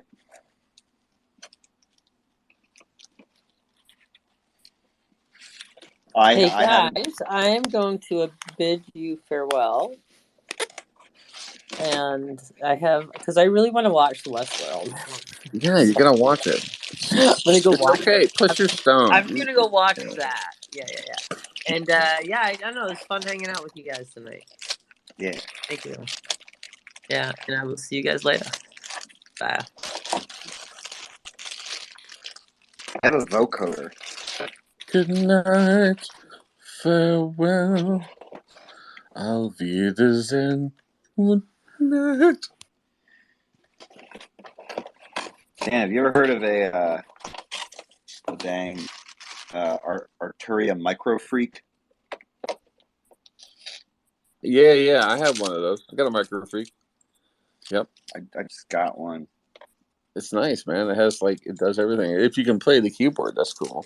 I'm one of those people that gets it and then I don't even know how to play the keyboard or chords. But sometimes you just luckily there's enough random buttons on everything now. That's the nice thing about music gear. It's they add so many random buttons to help you just get stuff going, Yeah, I've seen lots of random buttons. I got some MIDI in.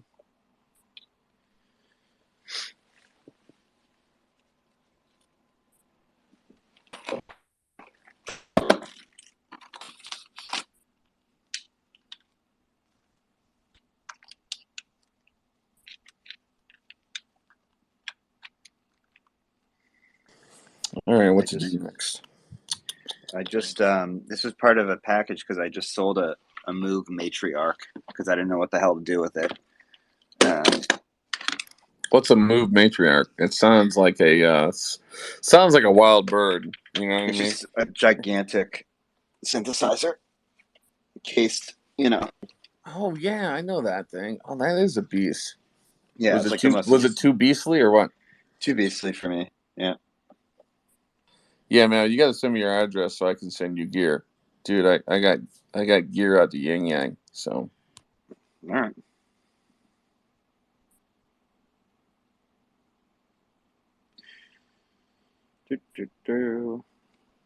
I always think about road. I like some of my friends here in town. We trade pedals, it's different effects pedals and stuff, which is cool. But I would love to find a Eurorack group so you could trade modules because Eurorack modules, man, that's where you can really just dump some cash. Yeah. Yes, indeed. There's actually a New York Modular Society that I'm part of, which is awesome. Oh, that's cool, man. That's good. Mm-hmm. Yeah, I haven't. The only thing I've been playing though lately is this Teenage Engineering OB4. Yeah, and that's pretty cool. But I haven't really been doing a whole lot with that. I've been just kind of doing the spoken word, experiment stuff. Spoken word. Yeah, just the kind of stuff we're doing here, but I'm sort of more consciously thinking about how to almost create 3 pieces a day, just so I keep a rhythm of creation going. And it's also fun because I'm also trying to learn how to sort of put together my own visual animation pieces with Midjourney using different animation techniques that I'm just kind of making up. You ever mess with the video Eurorack stuff? I never messed with that stuff. I haven't. Mostly because, I don't know, just control voltage weirdness just from a signal-wise on the screen isn't enough for me. I did make a, this would be kind of cool to do. I don't know if you're into the hardware at all, but I did get the Electrosmith makes a pedal that comes with a Daisy chip. It's Daisy, processor chip that you can code for, and it uses Max whatever SP from Cycling 77 or whatever. So it uses that program, which is pretty common, supposedly easy. I haven't used it. And I dreamt up a remix. It's basically it was a 4-channel mono mixer, and I was sort of designed it around the Qubit Qubit Electronics has this thing called the Synapse, which is like 4 channels, and then it has all these, different parameters for like how you either, mix, move things to left, right, and so forth. And I dreamed up this idea of this mixer that was based on movies. And so you could pick, basically, different movies have different sort of parameter effects on how they handle mixing. Like, for example, Star Trek might be more dramatic and actually add elements in. It's mostly mixing. It's less of like adding soundtrack stuff. Although I would add samples in and like just weird effects or maybe classic things from that era of show. And then you can do control voltage on what movies are being played back in real time as your mix goes down. So like while your mix is going down, you're going from Westworld parameters to X to Y parameters. And that's kind of cool from like a module perspective. I just like bizarre stuff like that. Wait, does this thing not come with the actual microphone? Oh, wait. Yeah, it has a microphone. Did you get the white one that has the vocoder, or did you just get the? Yeah, the white one with the vocoder. Oh, nice. But Yeah, I there don't you see go. where the microphone is. Should be in the box. It might be with a cord or wrapped up around cardboard. It'll be in there. I'll find it. Yeah, man, that thing does so much stuff. It's got the noise engineering module effects in it too. Teenage Engineering starting to do software around them modular effects. Awesome. It's pretty cool. Yeah, because with the Yeah. modular, like I got 900 in cash and then like a bunch of toys.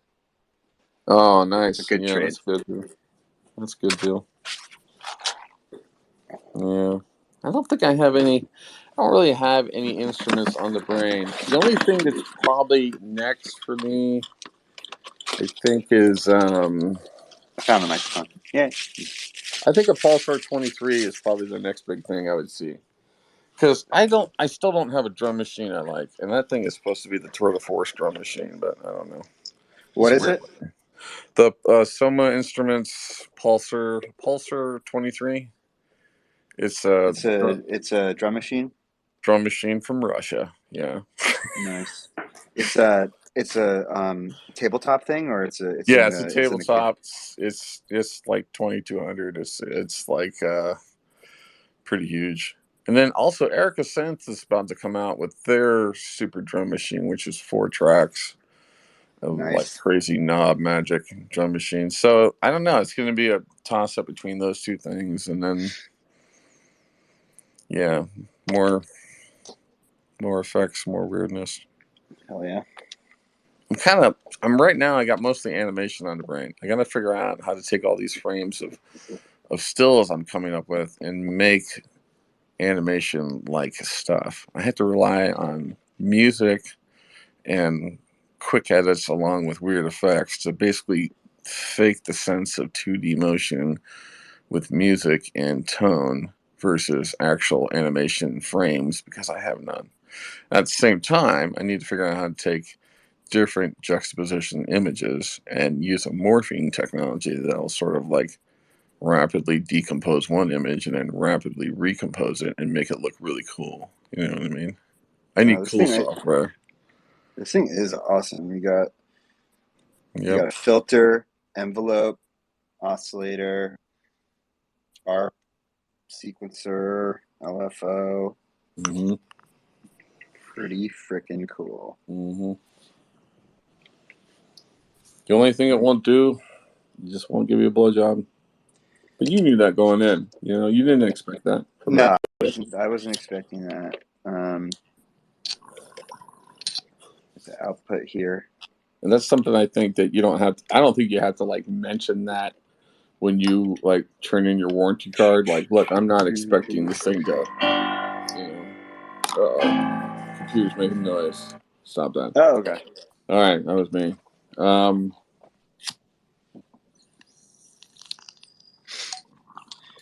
Yeah. Wonder. It's all about sort of achieving that classic line near parody performance. Like it's on a level of acceptance where basically the comedic lines that you're delivering are arriving at the right proximal time for what you think is causing people to understand what you're really saying, but there's a good chance that no one understands. And that's okay as well because you're like still in the moment, you know what I mean? Yeah. That's pretty shaky, yeah. I didn't really feel like a yeah.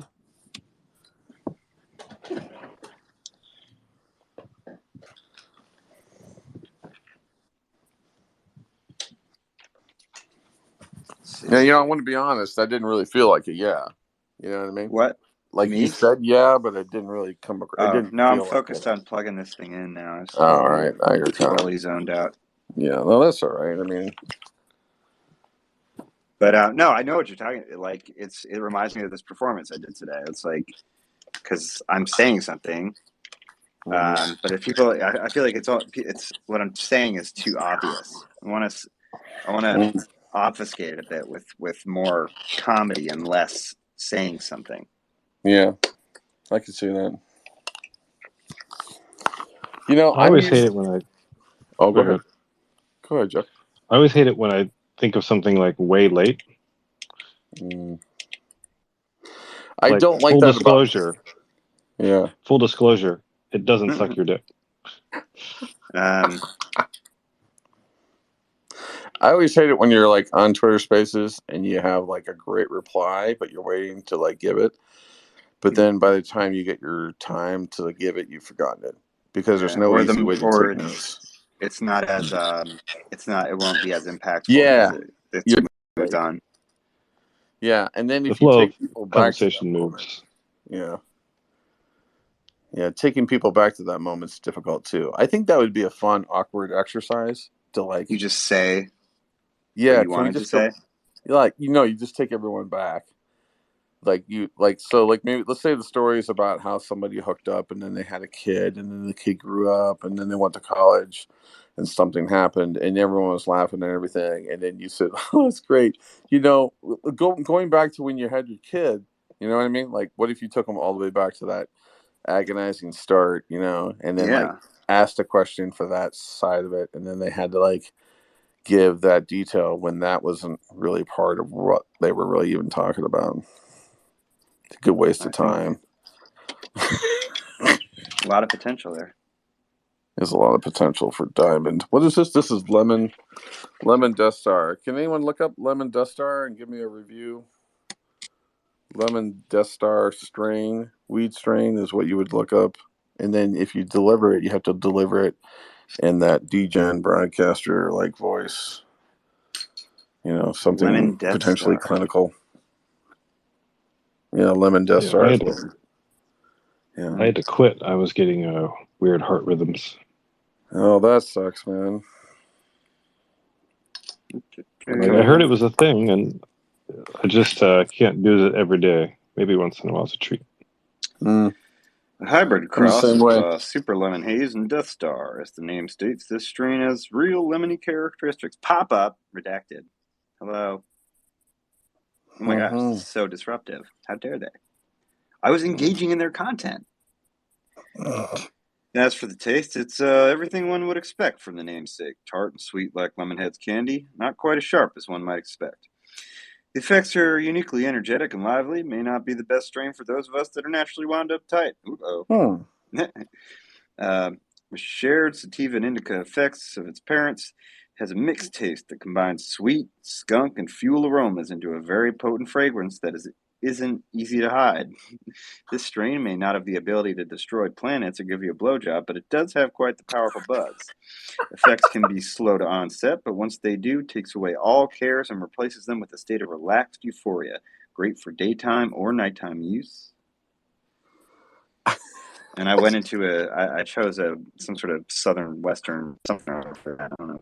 That was really good. You should practice that more. I think that whole sort of you get a good flow from the reading, and then your ability to improvise in the middle of the reading is really, that's like one of the best ways to probably start off this kind of stuff, because you know you have the text in front of you, so you can go faster, and then you riffed in the middle. That joke in the middle was just seamless gold. That was great.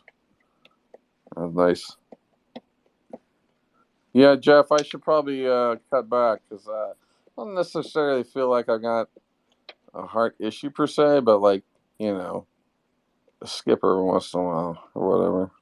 Yeah. Just I usually do moderation pretty well, but this weekend was definitely a big weekend with the birthday. It was just like go all out bigness. That's so funny. Did you do a fancy dinner thing? Oh, I'm gonna listen to it now. I'll be back. I might have to be right back.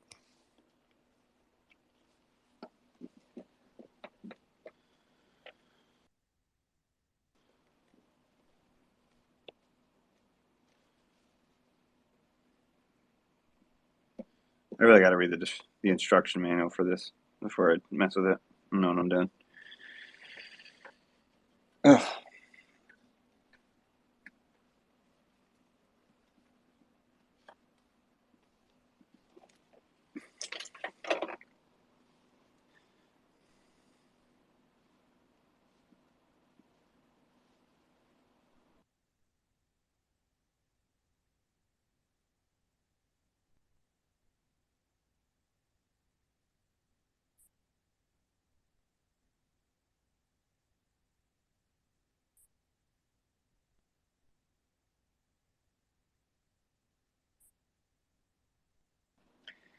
All right, folks, I ought to hit it myself.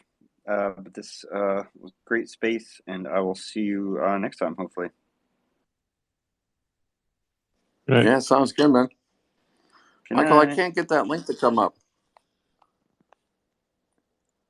It's Which not the dancing in the Congo. I don't know where it is. Or that.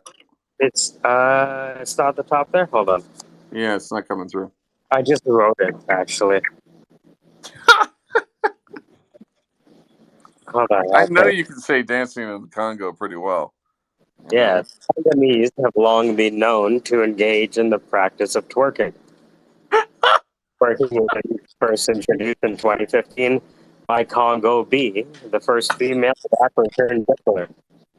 Unfortunately, Dancing in the Congo would be her first and last album, as UK trap displays the kanji style she had. That's nice. Yeah, I think I think the good thing here is it's a community of practice like anything else, but an open mic is fun to. A lot of people, when they go to open mics, they do the same jokes they've always done. Because when they get on stage and their new joke bombs, they're like, oh, fuck, how do I get a laugh? And so they'll dip into their old material before you know it, their 5 minutes is up. So the challenge is always to keep pushing, even though pushing means silence. Yeah.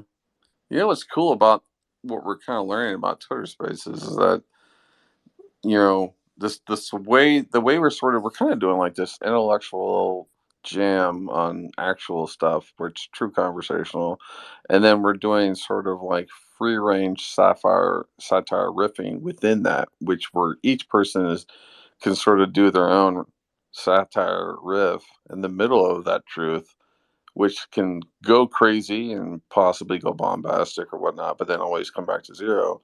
But that level of constant chaos, there's no ability for you to sort of pick a routine, right? So you can't think about your five jokes. It forces you to sort of think about your continuum of maybe.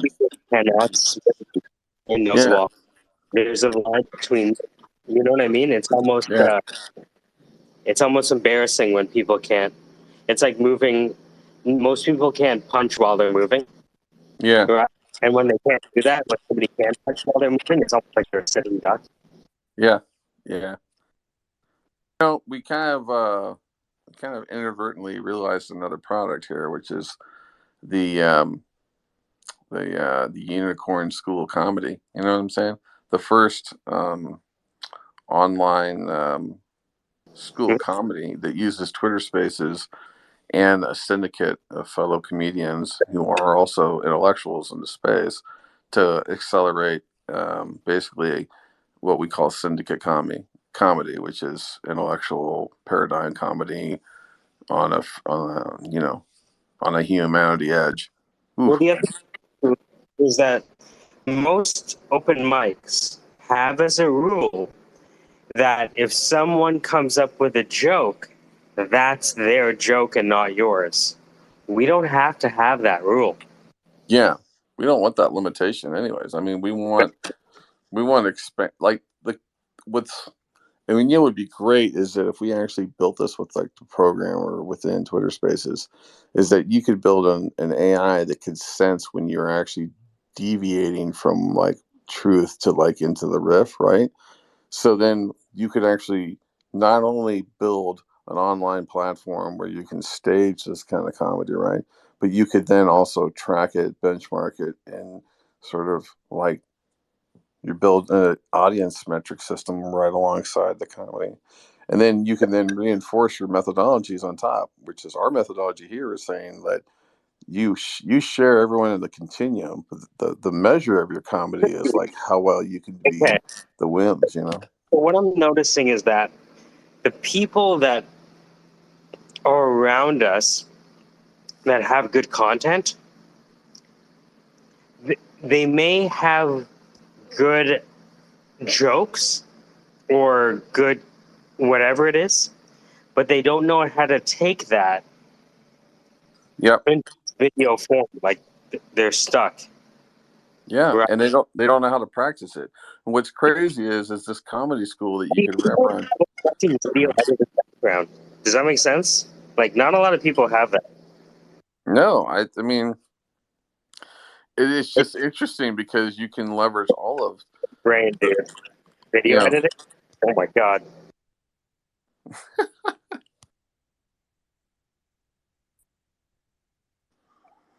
I definitely think there's cool themes in there. I like the notion of like an online school of comedy using, online tool. That's brilliant. And then you have this full range of like comedy all over the world. You can use different ambassadors all over the world so that you could basically, if you wanted to do a show in different places, you have that as well. So you have a platform. You built it on Twitter initially. I mean, you need Twitter. Right now, you can't build your own fucking app. That's a waste of time. So you have to work with Twitter. You Exactly. need their pipeline. You already have we have sort of a syndicate framework coming together. We could write. You want to put the key thing going forward, I think, is what's nice is you have syndicate, and you put everything under that banner. You know what I mean? So we try to maintain the. But also allow benefits from the banner. Oh yeah, absolutely. I mean, the syndicate members we're all are into themselves. It's just there's like we all have like an extra bumper sticker on the car. That's the only thing that's different. You know what I'm saying? Like with what happened with Ahmed, with the swarm people, right? It's perfect. Yeah. Yep. Yep. More people, like Happy said, that he wanted to try hosting. I'm like, yo, let's just end this space right now, and you start yours. Like Yeah. that's Yeah. Oh, I see what you're saying. Oh, I like that. Yeah. That's cool, man. There's cool stuff in there. But I like that the audio measurement tools and all that stuff you can do right in the platform. It's powerful shit. And that's like all. That's the thing that some of the times it bums me out because the minute I can pick it up, I go, it's shit. Because that means it's probably someone's already working on it. But that doesn't mean stop. It just means figure out what you want. dude. Imagine someone pitching Zoom. Hey guys, we have a way to do video calls. Mm-hmm. Well, that's it's done by the biggest company on the planet. Why the hell would we start from scratch? Well, that's our idea. We think we can do better than Microsoft. What? Yeah. Are you drunk? Sometimes those pitches, like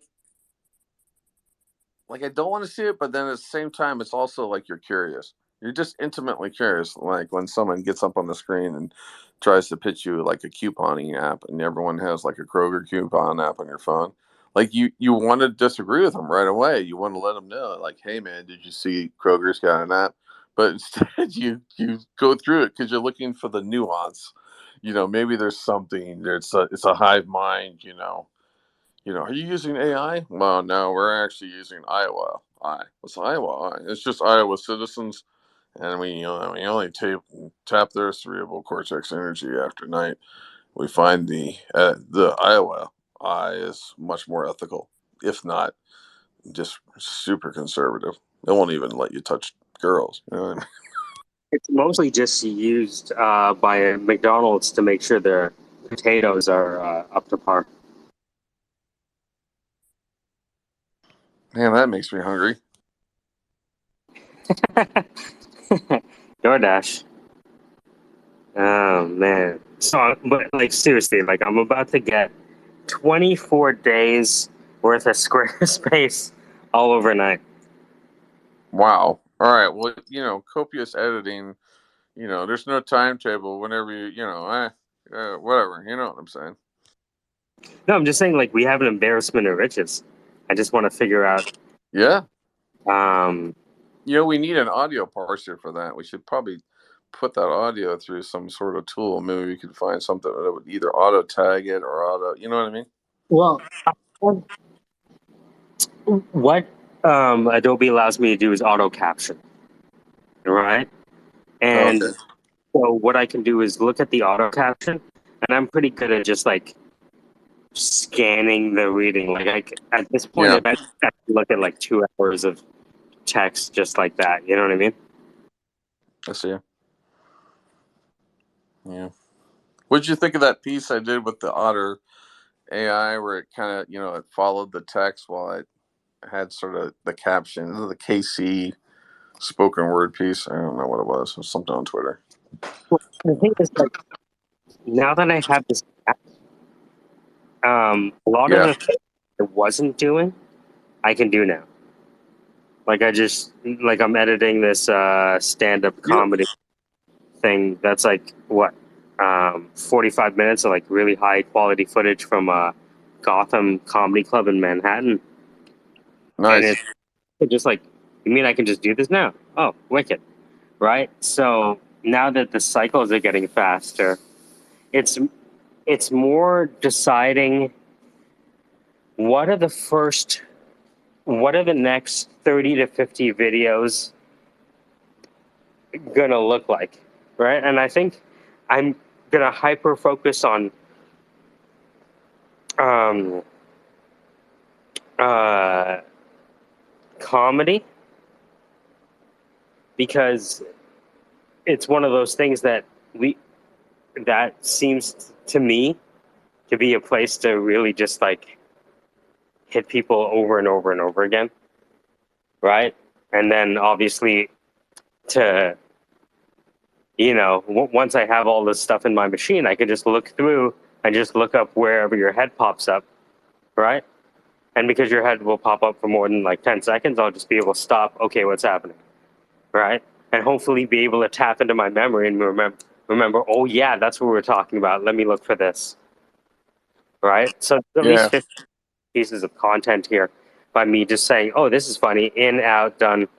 Oh, this is funny, in, out, done, right? And now that I don't have to wait to render, I'm talking about like 30 to 100 videos. That's nice, man. That's pretty cool. And so, like, I'm just gonna release those and um, see if it gets attention. That's it. Like, the other crypto swarm video did half well actually, and that featured goats in the beginning, right? So, nothing's off the table. I actually like that goat one a lot. It was cool how it worked. Yeah, that was a lot of utility, because I find that what I'm able to do for most projects is explain their project to people better than they can, or better than the current priests of the blockchain can. So little things like that, where it's like, oh, crypto swarm. Oh, okay. So let me just, you know, that's exactly what I'm doing. When somebody says crypto swarm, I'm like, okay, who's Rosenberg? Oh, fuck, he works for the military. Oh, oh, okay. Let's see this Kentucky Derby in the Oscars, huh? That's non-trivial.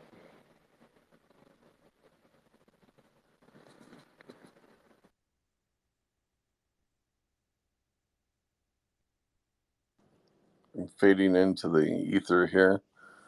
If I go completely blank, that's not because of any one thing. It's because the SquareSpace is about Degen individuals who don't believe in government. They believe in a flat earth society for severe consequences for people under his eye. And what that means is people who are divergent, who show characters and qualities and existence outside the norm. People who see things. People who think that they could see something like a place to go in some virtualness. There is no virtual. There is only the now and the embodiment of what we are. You do not need to escape. You need to accept who you are. I think my favorite moment of the podcast is when you got upset that he was splitting hairs between AR and MR. I think that was my favorite. I know that was a little. That's the problem with the XR, AR, MR people. They get really. It's something that's kind of not kind of real. Yeah, yeah, we get it. Yeah. No, it's NR plus squared. Get the fuck out. Yeah, like it's like to me there's a bigger difference between a French kiss and a French tickler than there is between XR. And, you know what I mean? Look, you're gonna use a knife or a fork to scratch your back when you really need to reach. You know, whatever. Mm-hmm. Yeah, but so does he have anything? Yeah, he's got stuff. Emmy's a good guy. He's a researcher guy. He is working with this. There's a gal in our group. I'm gonna say binary person. I think binary is probably the right way to say it. Really hardcore, like knows the shit. That's the thing. Like Emmy's connected with some folks, same as Jeff and Alaskan here. They're kind of part. We're all sort of part of the, I guess, part of the glitch collective of XR people or whatever. Um, but yeah, so Emmy's in there. But Emmy, he's a great guy. He gets sometimes he can get pretty deep on how things feel and how they should be. He's like, here's a great story. Like when I first met him, he told me a story about somebody, some corporations talking, and he basically kind of stood up to be the activist, heckler, and that tells you a lot about him. So he's kind of on that side of the coin.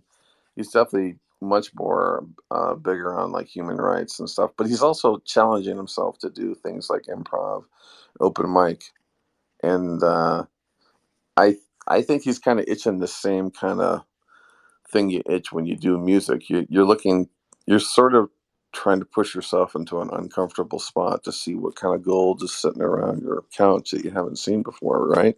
So he's kind of exploring that, and I think that's because we're all sort of looking for new ways to express ourselves, and you know, you've definitely helped us, get that itch going, work that muscle.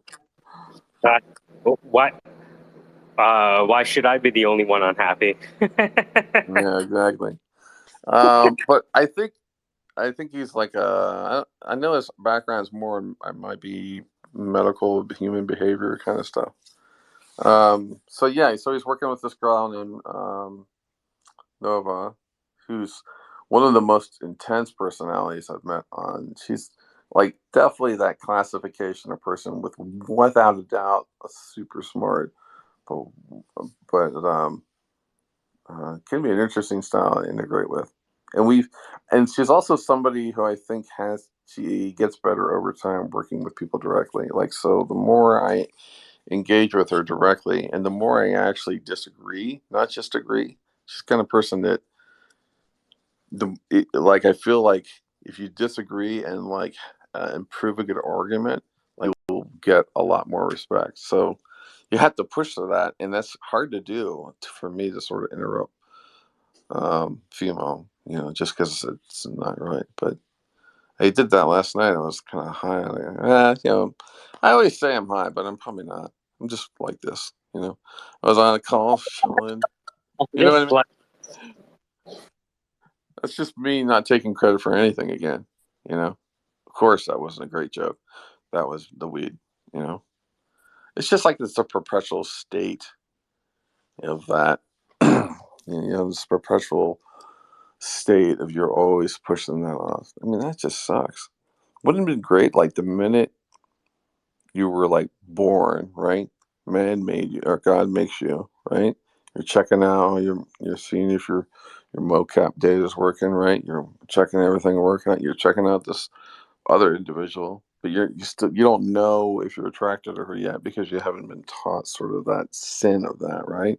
So you're just kind of curious. You're like, hey, she's shapely different, whatever. And then within the first, say, 7 hours or so before you got into the rest of the stuff, with all the other things he was making, you start to, kind of realize the gist of who you are.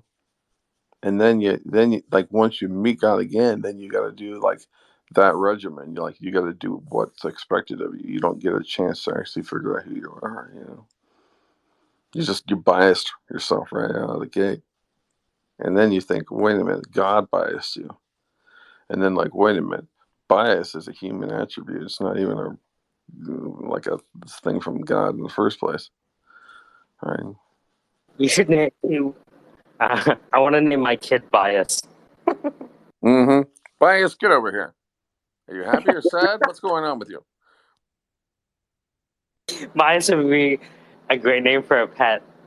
You Bias. I think you should have Bias and Bayesian, right? Right? Bias, Bayesian, where is Boolean? Boolean, get over here. Right?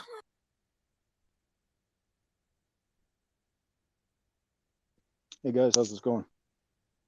Hey, Alaska, how you doing, man? Pretty good. Can I get y'all's feedback on something? Yeah, man, hit us up. All right. Can you still hear me? Yep. Yeah, man. Okay, I tabbed out.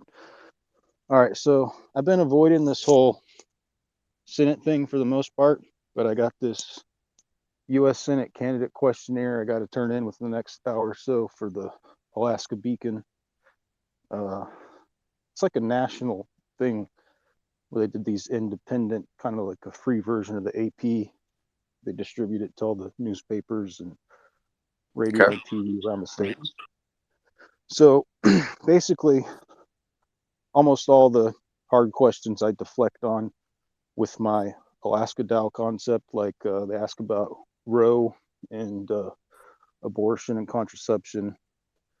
And I just said, I'll request input on actions on Roe, abortion, and contraception from Alaskans via Alaska DAO and present any legislation to Alaskans via Alaska DAO, a decentralized, autonomous organization composed of eligible Alaskan voters, and vote according to the will of the people.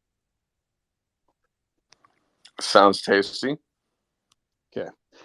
But then this is the one I should probably edit down a little bit because I kind of got carried away. So it's, what's Alaska's biggest need and how would you address it? And I said, I just wrote this middle of the night the other night, but said Alaska's biggest need is a resolution to the issue that has defined Alaskan politics since 2016, the reduction in the permanent fund dividend below the statutory formula, beginning with the veto by Governor Walker.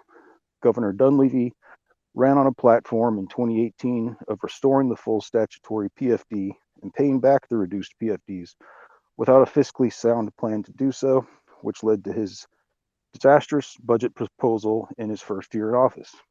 I had a better plan to pay back the full statutory PFD, which is why I was the only candidate following the withdrawal of Governor Walker to run as an independent to file to run against Mark Begich for the Democratic Party primary for governor as an undeclared candidate, as allowed in the Alaska Democratic Party's lawsuit to allow non-Democrats to compete for and win the Democratic nomination, which was decided in their favor in April 2018 Unfortunately, Lieutenant Governor Byron Mallett's Division of Elections, under the direction of Director Josie Bonke, refused to notarize my properly presented declaration of candidacy at the deadline on June 1st, 2018, with my APOC disclosure ready to submit on my iPad, as documented by the intrepid reporter Jeff Landfield.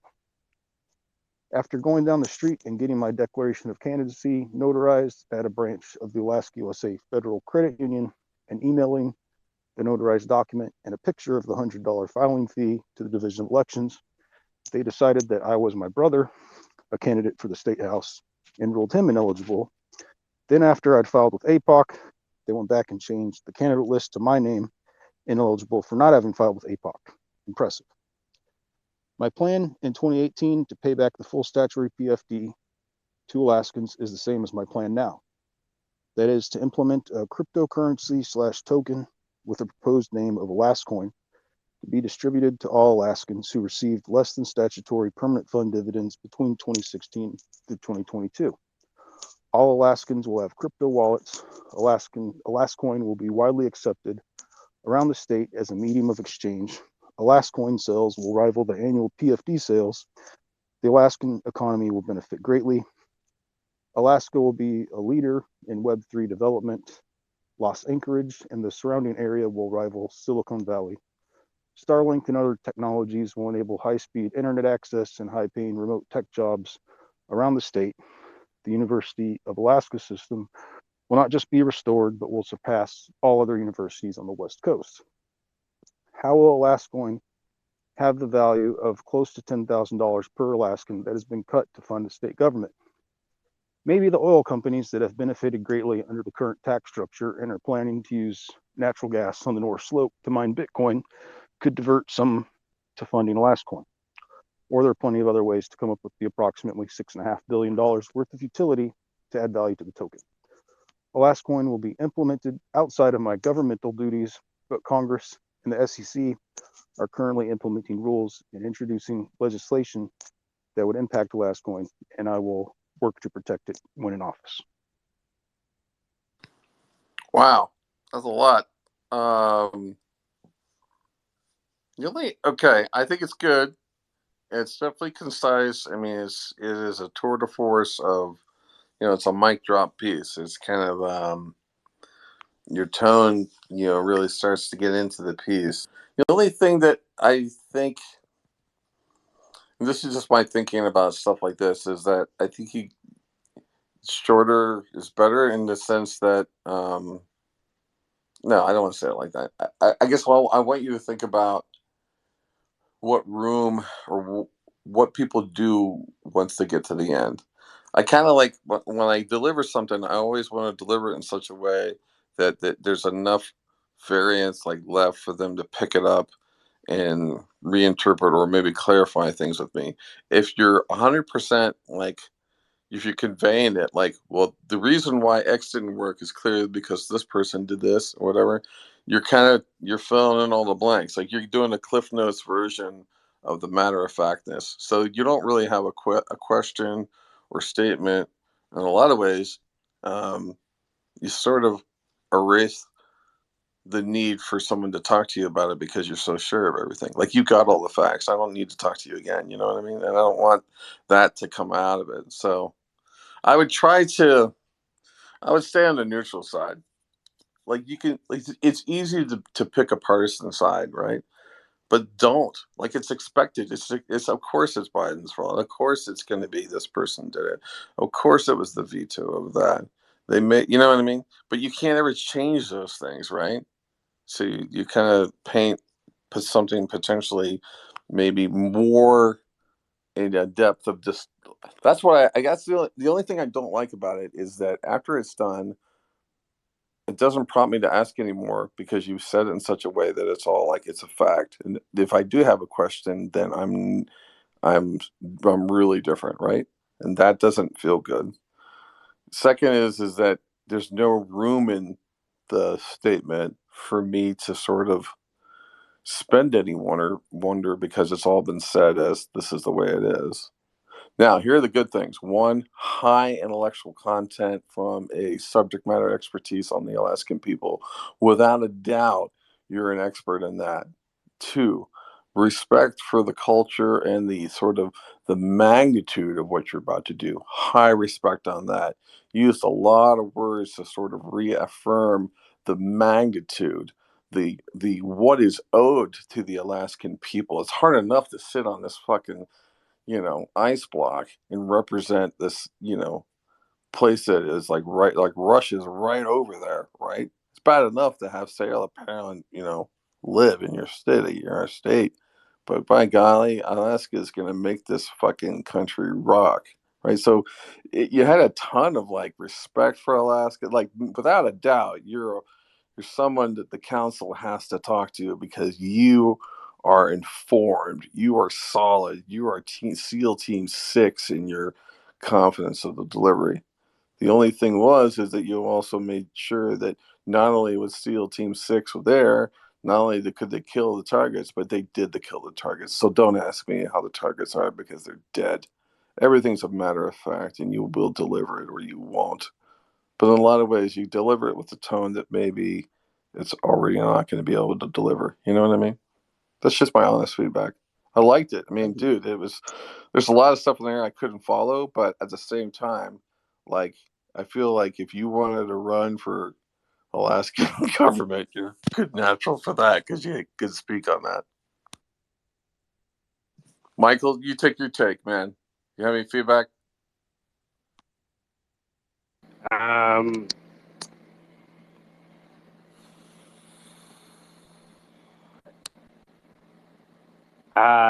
You're never gonna know unless you try. I remember one of the energy companies being able to attract like the top scientists in North America, and they misspelled a word in the subject line,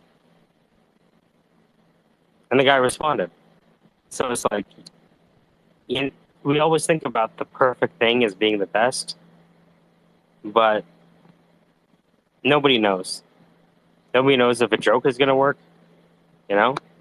For all you know, that when we chop up this episode of the pitch, and call it a last coin and create the video of it and add some B-reel to your voice, God knows what happens. Yeah, you also don't know if it's your last joke. I feel like that's one of the things I always feel a little awkward because I'll do sometimes at the end of something, especially depends on like how fatigued I am, my brain will like just grease the wheels and go for whatever the best joke that can sort. But unfortunately, it doesn't think about any of the, hey, you're okay with a hyper racist sexualized joke. No, before you know it, I've just dropped it to move on.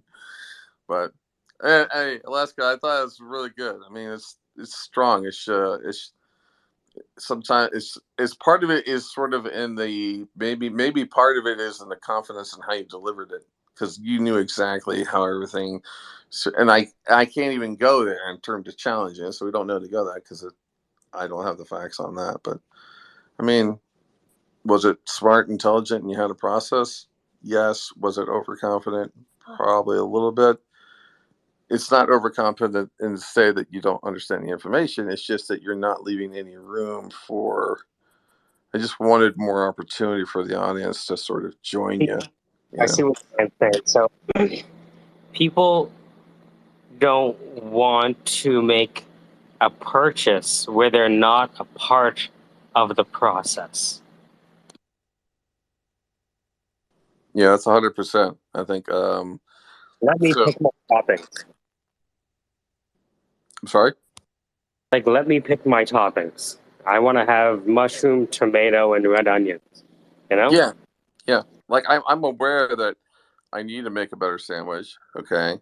But if you tell me that the only way to make it is with BLT and mayonnaise, and that is it. That's the thing, is that I think not everybody in the room is going to run to that, but that's one of the things I always go to first. Whenever someone tells me, like, and I do it, I guess I do it myself too, and I try to catch myself when I do it because I hate doing it. But I'm like, when I tell somebody, like, look, everyone knows that cats don't wake up in the morning. You know what I mean? Like we put an assumption sort of truth block notion, and then we could be talking about cats, but now I'm still thinking about absolutes. I like the idea of the pitch deck for the first BLT sandwich. But it's also it's this thing about the power of absolutes and the paradox of choice, right? So the power of absolutes is, I love a restaurant like Cane's, right? All it has is chicken. There's no other option. You want anything? Get a chicken. Oh, you want something? Welcome to Cane's. Have chicken. So they take away choice, which hyper focuses the one thing that they can do well, right? And also, one less item on the menu is one less thing for you to support. It really streamlines your operation, right? And then you have, of course, the notion of paradox of choice, which is I go into a restaurant and on the menu you have like 90 items. And I'm like, holy shit. And it stresses me out, right? So you either have one thing or a bunch. So it's just like we're dancing across that continuum, really. So yeah, I'm thinking I should maybe take out the part where I go after quite as much the current governor and the former governor, because one of them is most likely going to be the next governor as well. And even though I might be pissed at them for various reasons, and I'm not sure about the part where when I tried to file to run for governor, although it was kind of sketchy how that went down. Yeah, that's I think great takeaway on that. It's also too to take out anything that sort of biases your approach to the table. So if you do get called to the table, does your own statement that you gave here actually preload the gun? Like even if they invite you, they already know you're going to come packing with an AR-15. You know what I mean? They don't. I mean it's that kind of notion of there's there anything. I want you more neutral. I know you have an AR-15. I don't want them to know you have an AR-15, right? I want them to feel like, okay, here's somebody who's intelligent, who basically turned the lights on and put us on they like you put them on the stand, like you put them in check. That's the thing I like about it. You put them in check, and you do it in a real citizen, like, look, motherfucker, I'm not another general citizen about X and Y and Z. I'm going to put you in check. Now, I have the choice to go aggressive, but I don't want you to go aggressive. I want you to keep them in check and then communicate. I look forward to working together. Meaning we are working together. You don't know it yet, but we will work. You know what I mean? So all that can never be misinterpreted and sort of thrown back at you. And if anything, it's seen as there's only one way to respond to this, which is to say, thank you, so-and-so, for your, you know what I mean? I It mean, that's always, yeah. the method respond to this is it's 2:30 a.m. Eastern time. All love, guys. It'll be fun. We'll see you tomorrow Yeah, morning. man. Let's go to bed. You guys have a good night. All right. Great stuff, guys. Talk to you tomorrow. All right.